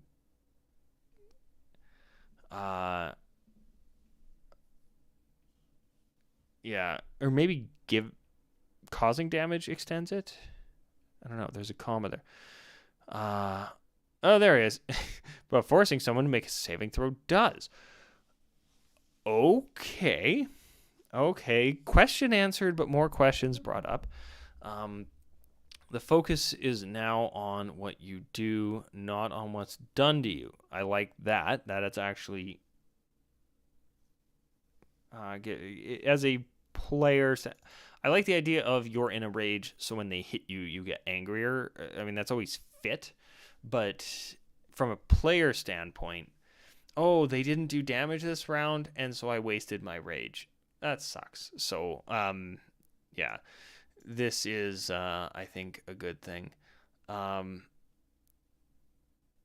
Yeah. Oh, also, okay, looking back, I'm going to come back to this chart in a second. That's interesting. I'm just seeing something here at the 20th level that I'm curious about. Also, playtest rage can last for 10 minutes rather than 1 minute.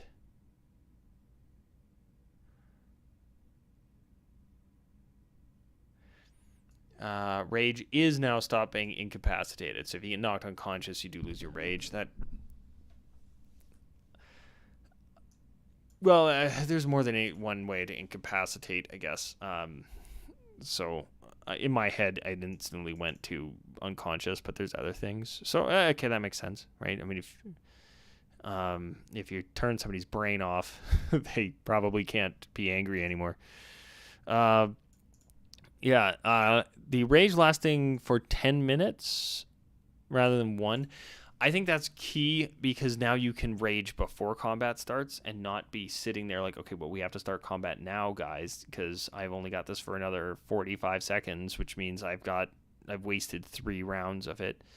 And have to keep, well, and in this case, have to keep injuring. In the previous instance, you would have to keep injuring yourself for 1 minute. So that would also suck. But this will allow for preemptive, which I think is good. Not having to use it necessarily on the first turn. Now, seeing that it says saving throw, I'm going to be curious now, and this could be actually a big boost to enjoyment of the barbarian, right? I've not played a barbarian myself, but I have DM'd a barbarian, and the person playing it got bored of it because of the nature of the class. That's not for everybody.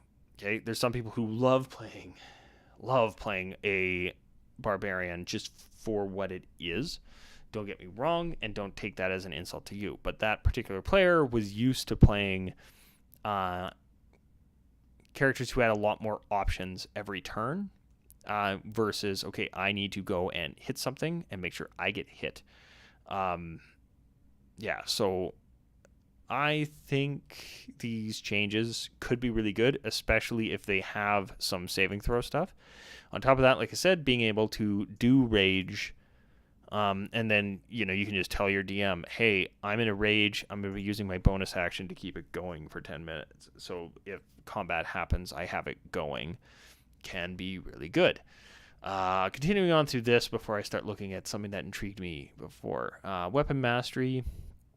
Kind of gone into. They get it at first level, and they get a few of them to start, which is good because you can basically, okay, here's my starting weapons. I'm going to take the feature that lets me use all of them, and then I believe you can change. I was reading earlier today. You can change it on a long rest. So if you find a new weapon that is outside that wheelhouse, but you want to use it, then you can sacrifice one for the other, which is good.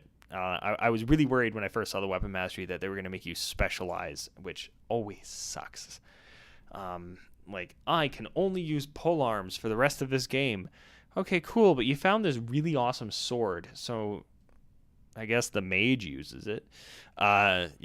This is good how they've incorporated this. And again, I will stress this, I think it adds more uniqueness to each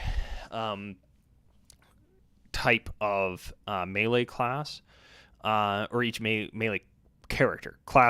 All classes seem to have, or melee classes seem to have access to this, but in terms of hitting something with a greatsword versus hitting something with a short sword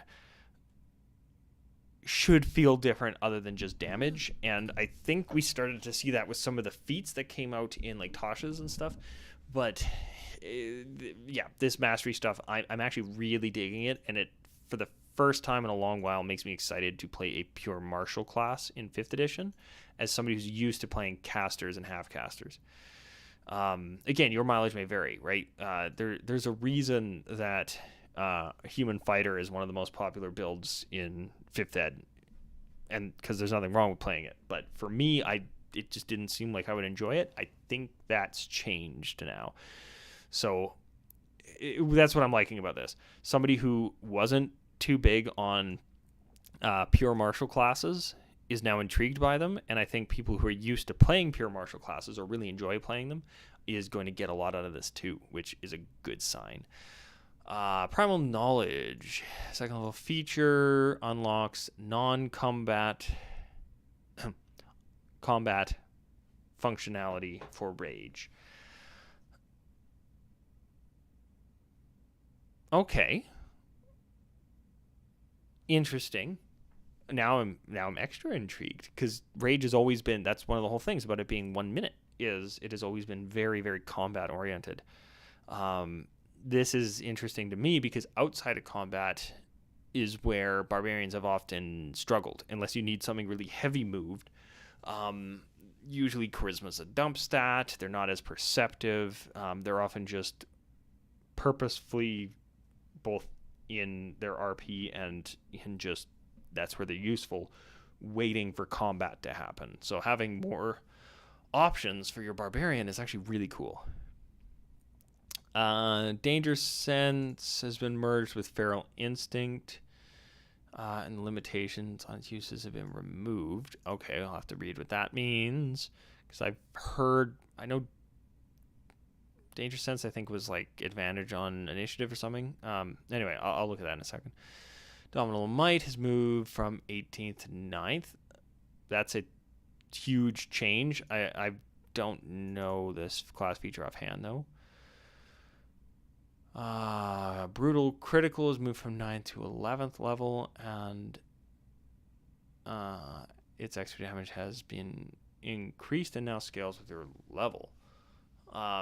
Okay, so yeah, making something more powerful but moving it to later, perfectly fine, especially because it sounds like they moved some other stuff earlier, wherever I saw that, as well as having whatever Primal Knowledge ends up doing, giving you more options earlier on for other stuff.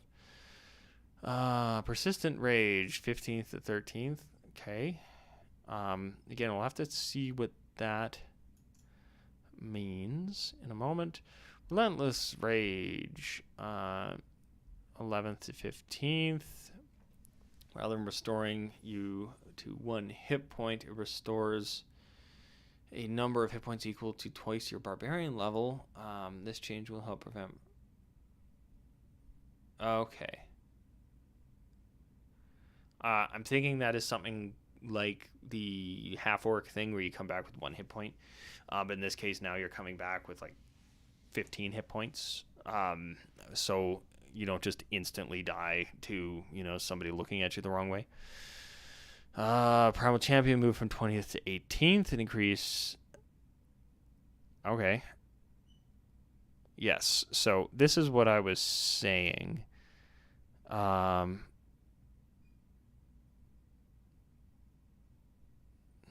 I think, because I believe Primal Champion was the capstone, it's sounding to me like they have moved capstone features to lower level, which could be really cool. Again, getting to some of the big juicy stuff sooner for high level could be really good, because high level play is so rare that getting to your capstone level 20 stuff earlier could be really good, as well as opens up multi-classing a bit more. I'm also seeing feet specifically right at 4th level. I'll have to see when I get to the caster classes if this is going back to 3.5 or Pathfinder kind of style, where in 5th ed you just get a either or, right? You get ability score increase or a feat is the usual thing, and then feats are optional. This sounds to me, seeing this here, you just get one. This could be a martial specific thing of martial players, because they, again, their options are lower than a lot of other classes in terms of turn by turn type stuff. If you're the best option is to hit it with a sword, giving you more cooler ways of hitting things with a sword can be really good. So I'm thinking they're just going this route of like, no, you get feats, because that's very. I've got my Pathfinder character sheet here. In Pathfinder, like, you get tons of feats, and you get tons of like racial features, and you get tons of like, I think I'm playing a Unchained Rogue, and I get both general feats and class feats, or like they're called something a bit different for the class, but it's basically feats. This is also why some of these are likely going to get scaled back. If you're giving these feats out like candy, and you're gonna also have ability score increases happening at the same intervals as they used to.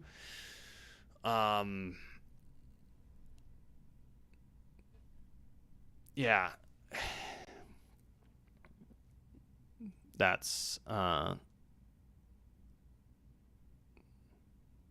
be good. But they're gonna have to scale them back because there's some feats that are gonna be like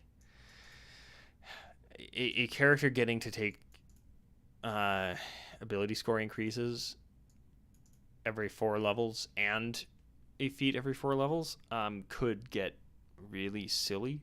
Some of these are happening every 3 levels later on, so that's why I'm thinking this is going to be very much a you just get them. So they might be revamping, largely revamping the feature or the feat features, which I'm here for. It always, I like choice. Don't get me wrong. I will always take more choices over less. Generally speaking, I think it can get a little out of hand, but like, I always love the idea of feats, but I know mechanically, oftentimes the most logical thing is to do an ability score increase. So having feats just inherently happen, I think, is going to be really nice if that's what they're going for. Okay, so a few things I also noticed, like, or I was ranting before.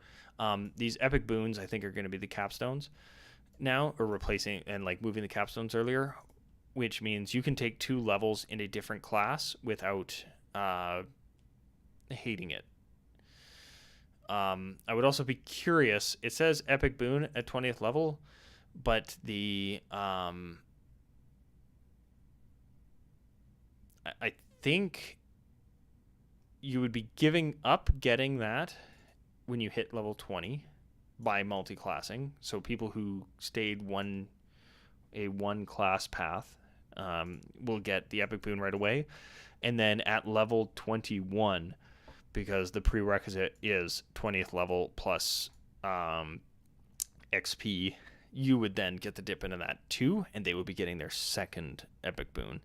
I think that's kind of what I'm seeing. I could be wrong, but I do like this, where like the last 2 levels aren't as crucial.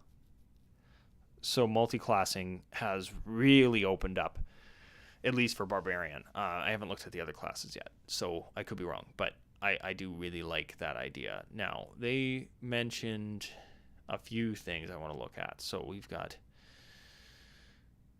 multi-classing. Well, actually, creating a Barbarian. Hit points, proficiencies, and armor training. First level for multi-classing. Then, so I think this could be a good thing they're doing here. Multi-classing rules specifically for each class, just listed on the class page, rather than having like tables and stuff on a section on multi-classing. I think could be useful. I don't know which I prefer. In my head, I like this without reading it yet, but I like the simplicity of it, where yeah, you just get this stuff. There are specific things that probably don't overlap, right? They'll probably mention somewhere in there about how like this second attack doesn't stack, right? But yeah, I kind of like just having a paragraph on each class page about how it is different if you're multi-classing into it. I think is actually a much. I think it's going to do 2 things. One, I like the layout better, and 2, I think it'll encourage people to multi-class more. If you can make multi-classing easier to comprehend for a lot of people, because it's really easy to do, but a lot of people think it's going to be trickier than it is. Or if it's like, yeah, if you multi-class, here's how to do it. And I do like that it says if your group uses multi-classing rules. Yeah. So, because some DMs don't allow it. Multi-classing does make generally for more powerful characters. That being said, I've heard rumor and whatnot that like multi-classing, they've nerfed it in the sense of like taking a dip into Warlock, for example, with the Eldritch Blast thing. Like you can't just take Warlock for Eldritch Blast. But I've also seen they made Warlock much easier to multitask into. So win-win. That's a bonus. Everybody wins. Except for people who just wanted Eldritch Blast. But yeah, overall, I'm liking that layout option, and I think this could really encourage multi-classing, because then you see every time you flip to a class the potential to multi-class into it, rather than having to go look up specifically the multi-classing rules and find the character and how it lines up. Which also, especially with some of the changes they made to Warlock, that we'll get to in the Warlock video or the Warlock segment of probably later in the week, because I don't know if my voice can handle doing all of these classes tonight.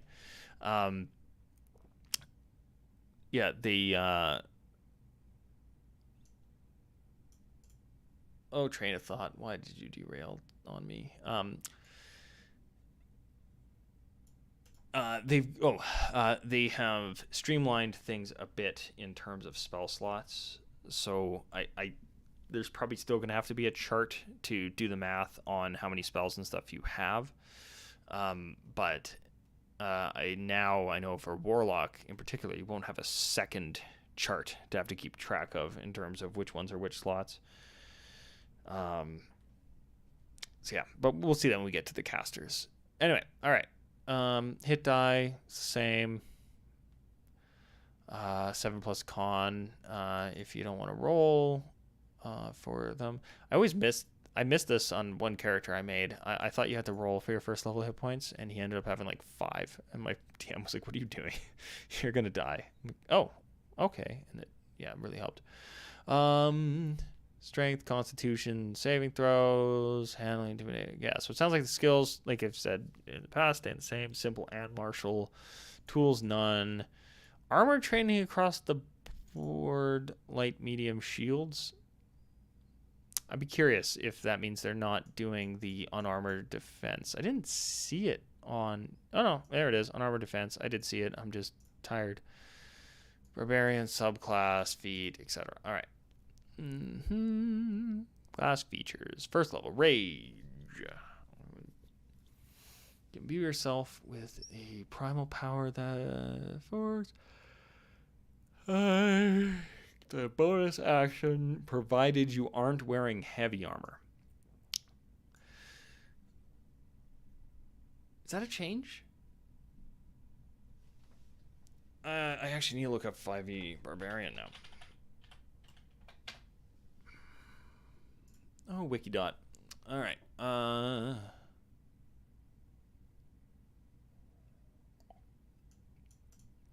No. Okay. I'm just so used to barbarians just being barbarians and not multi-classed. This is probably a multi-class thing because of the unarmored defense. You're not wearing heavy armor if you're a barbarian, but I do like that, because then if you're a fighter wearing medium armor, for instance, you can still rage. But you can't rage if you are a paladin wearing a full plate. So, good distinction, but that's not new. Following effects: damage resistance.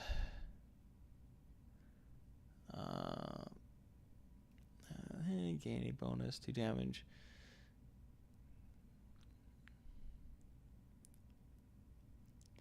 Rage damage column. Is that how they did it before? Yeah, okay. Nothing changed there. Oops, wrong one. Do I need that still? No. All right, we'll get rid of that. All right.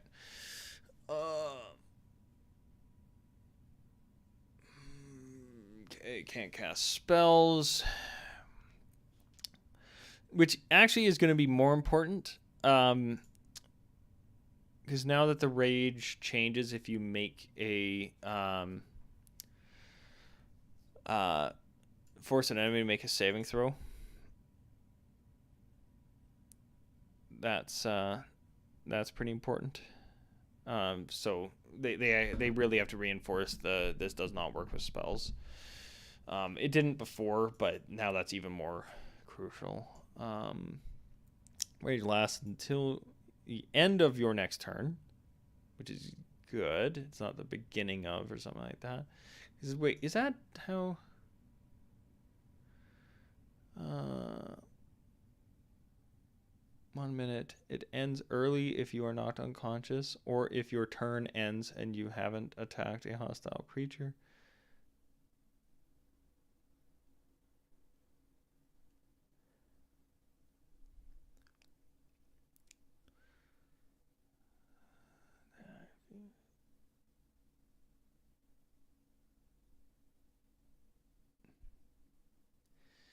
Rage lasts for 1 minute. It ends early if you're not unconscious. And you haven't attacked a hostile creature since your last turn or taken damage since then. Okay, so if it is what I thought. Like if you miss, like you can um now it's just if you make an attack. Before was it haven't attacked a hostile creature? Okay. Yeah, so an attack would still do it. But yeah, if they're out of range and you're running towards them, you can maintain it even if the arrows miss. So that's still the big change.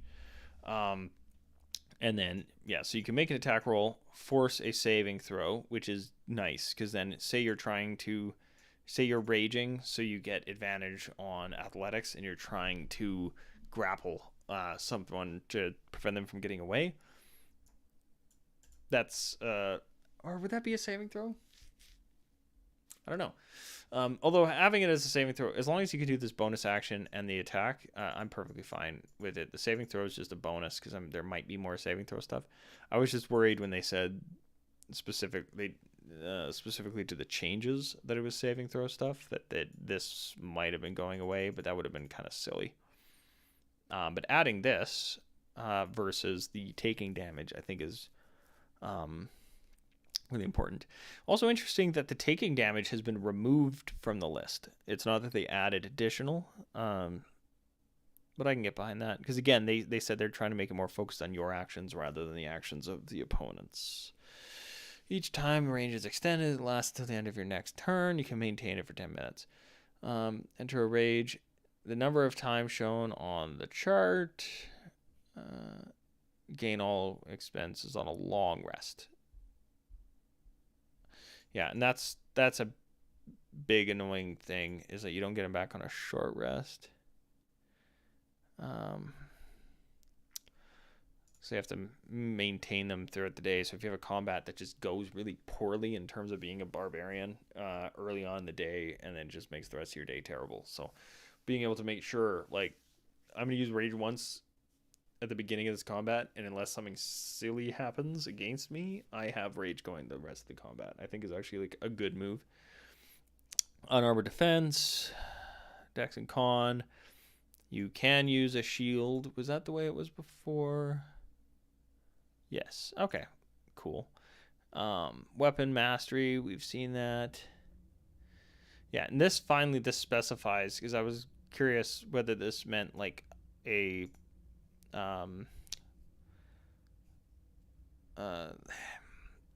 so as a DM, this means if I make a mystical axe, I have to declare its base weapon type. I can't just say it's martial.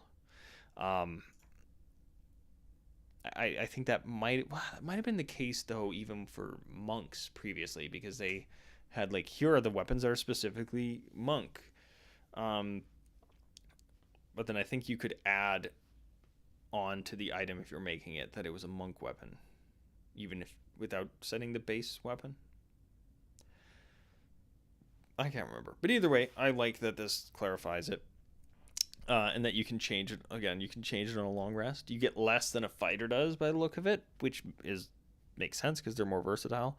But this means that whichever weapons you start your game with, you can have the weapon mastery on.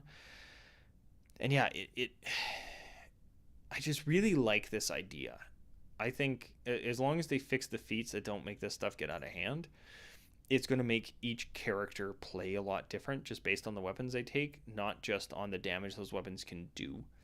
Um, because yeah, I would, man, having like the choice of, okay, I'm gonna pull out the Morning Star for these guys because I want to give them all disadvantage. But oh, that these guys, you got a whole bunch of goblins running at us. I'm pulling out the Great Sword and cleaving, right? That's cool. That gives a lot of choice. That gives a lot of options, and that's something that sometimes feels lacking. Not for everybody, but I've met some who do. Um, okay, primal knowledge, another skill of your choice. Um, from the list of the barbarian at first level. That's cool. That's fine.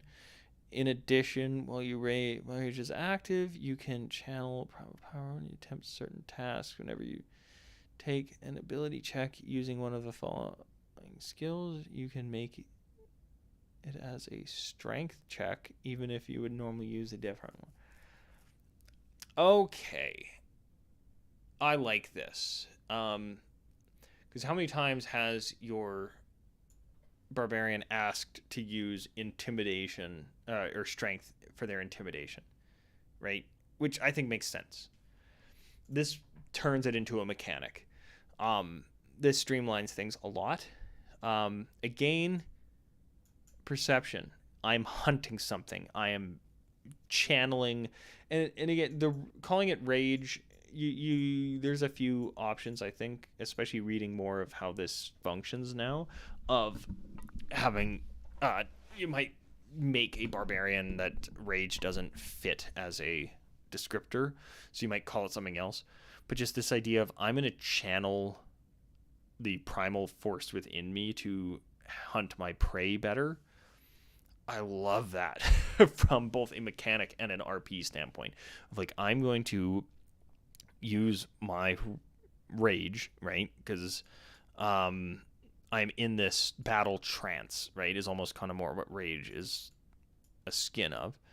I'm going to use this and pull from this power within me, and it is going to let me become, stealthier. It's going to let me, be a better hunter. It's going to let me track my prey better. This is cool. Oops, as I smack my thing. I'm curious what they got before. So you used to get Danger Sense and then Primal Knowledge at level 3. Danger Sense.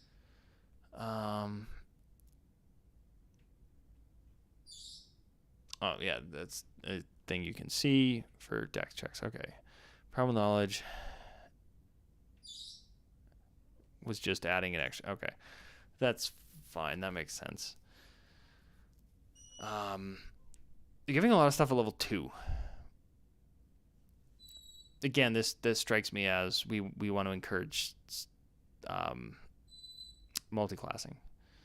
Reckless attacks, same idea as before. Subclass. Berserker is detailed after the class description. So this is basically the disclaimer. You have to go with, if you're doing this, you have to go with Berserker, because this won't be compatible necessarily with the old subclasses because stuff has changed. You gain the ability score improvement feat or another feat of your choice. Okay. I take it back. That's weird that they call that just feat. And they've made the ability score improvement a feat?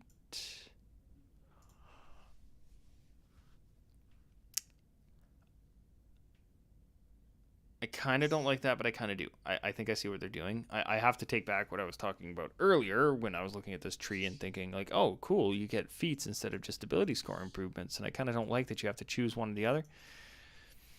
This, to me, sounds similar to how I've heard they're turning a lot of stuff into spells versus class features so you can use them more. I'm going to assume this epic boon stuff that they're saying, like you can get a new feat at like level 21 and stuff like that, because it will allow you to raise, like if you take the epic boon, which I think you only get one of by the sound of it. Maybe I'll have to reread that. But it lets you bring an ability score above 20. So maybe then it's like, okay, after that you get a new feat now, next time you get enough experience, and you can take the ability score improvement to help get you to that 30. I wonder if that's why they're calling this ability score improvement a feat. Yeah, which I wonder then if they're going to have like an item of power or something like that that lets you gain 1 feat or something like that. Yeah, that's interesting. Okay, so that messes with what I was saying earlier, but you know, I don't mind it, but I think I know why they're doing it that way. Extra attack, simple enough. Which is important. This distinction here, again, for multi-classing, rather than saying like this doesn't stack, it just simply says you can attack twice instead of once whenever you use the attack action, because that means the if you multi-class into 2 level 5 martial classes, you don't all of a sudden get an extra attack. Faster movement. Yeah, cool. Instincts so honed that you have advantage on initiative rolls and dex saving throws just in general. That's cool. That basically because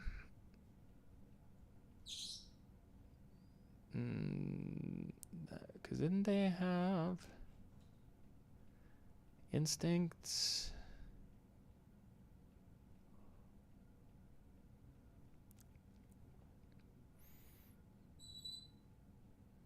Then merge with feral instinct and the limitation. I see. Okay, so that's what's going on there. Yeah, so before this was sort of 2 separate things, I think. So that's cool. Feet, just to make me look like an idiot. Double might. Is that new? Dominable. I don't remember this one, but anyway, that's cool. You know.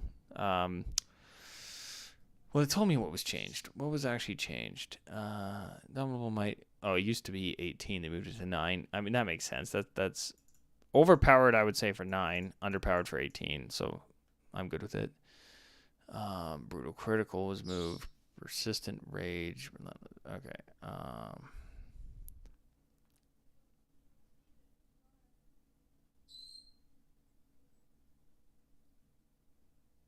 Brutal critical. They just changed. So a bunch of this stuff just changed its levels. They moved this to 18.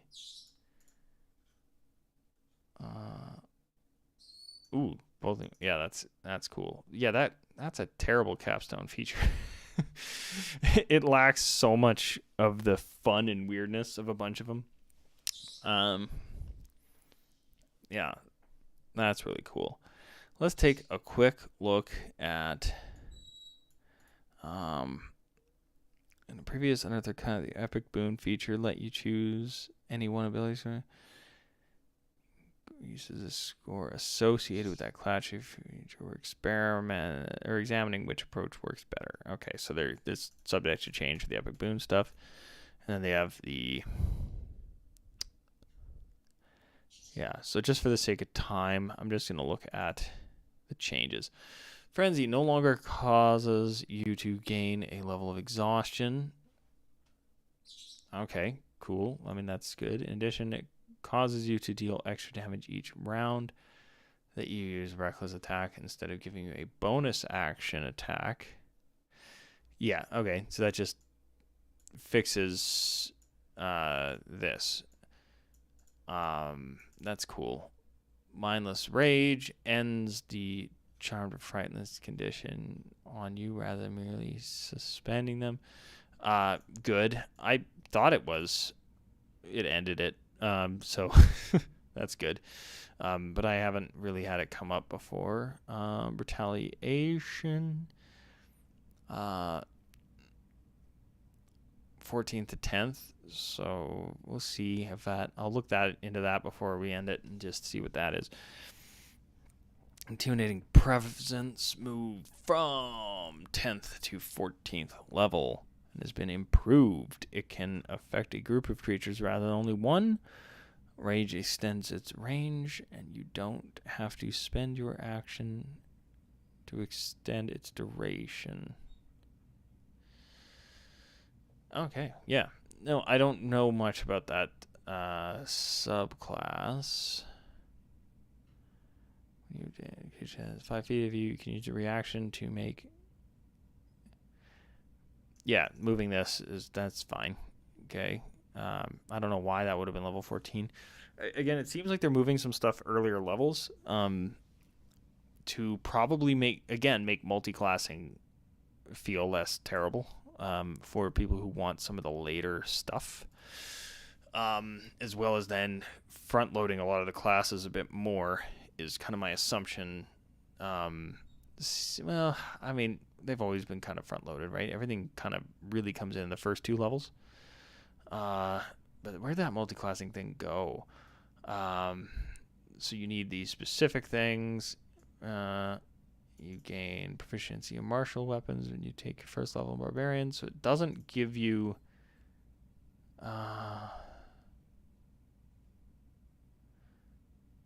Yeah, like you don't get necessarily the all the armors that a barbarian would, but then you get shields and proficiency with martial weapons and stuff like that. Yeah. No, overall, like I said, I like some of the changes I'm seeing. I think most of this was in line, but just they made it work better. And then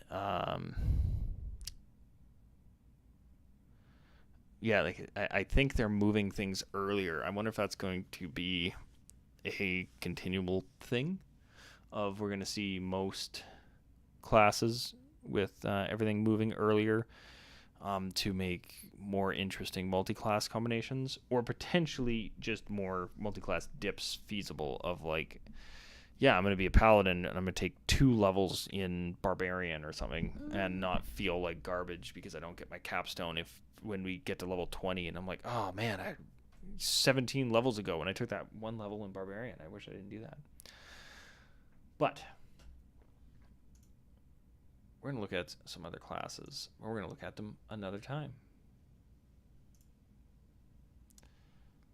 Because I'm not the only one home now. So I'm going to say hi to them. But also, my voice hurts because I've been talking for 2 hours. But this was the first stream. Yeah, like I said, I know this is new stuff, so wasn't expecting too many people out. But I will be putting all these up as individual videos. So if you like this but wanted in more bite-sized chunks, they will be there. And I will see you next time.